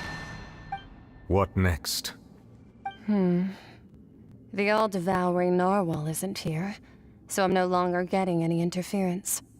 I can finally catch the scent of your power, what it's made of.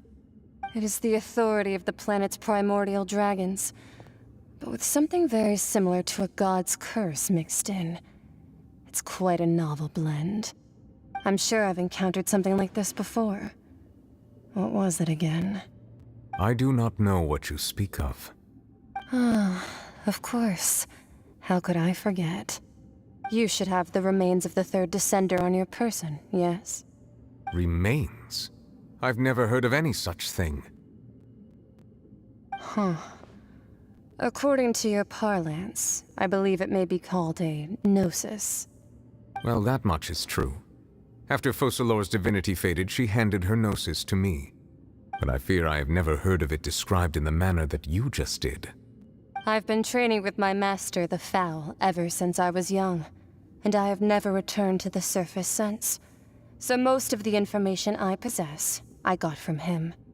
It is only natural for those who are greater than humanity to possess a different sort of common sense, which is why there are so many problems in our attempts to communicate with humans. Regardless, you should probably get rid of objects of misfortune to prevent any disasters from befalling you. To live in itself is a blessing. But once a person dies, the bonds he once had with this world shall all turn to curses. What do you mean by that? No need to fret. These are just my personal thoughts, and my reason for no longer wishing to return to the surface. This third descender you refer to, who are they? And when did they die? Master never mentioned them to me. Perhaps it just wasn't that important for me to know. If you're interested, though, I could ask him. I'll be sure to pass the answer on to you next time. Next time? You believe we will meet again? I do. Wait. I have a disciple of my own, don't I? He can be the messenger then.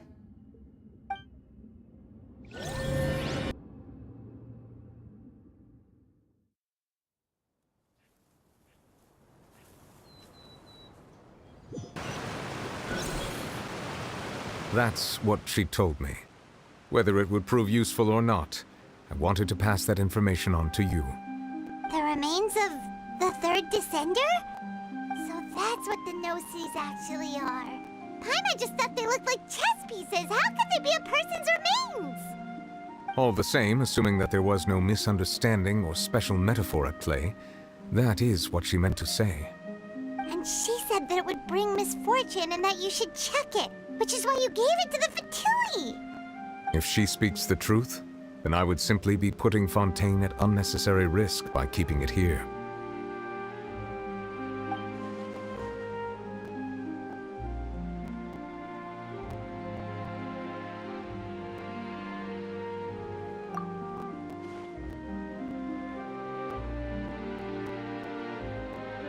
I had guessed that you might already be familiar with this concept, but I did not expect you to be one of them. That means that the Gnosis, which are exceedingly element-compatible and can even enhance elemental abilities, do indeed come from the third descender. I wonder, does your body also possess similar properties? Like being able to use elemental powers without a vision. That does sort of count as special compatibility, right? No, let's not think about this stuff right now. It just feels creepy. Comparing the Traveler to the dead third descender and all.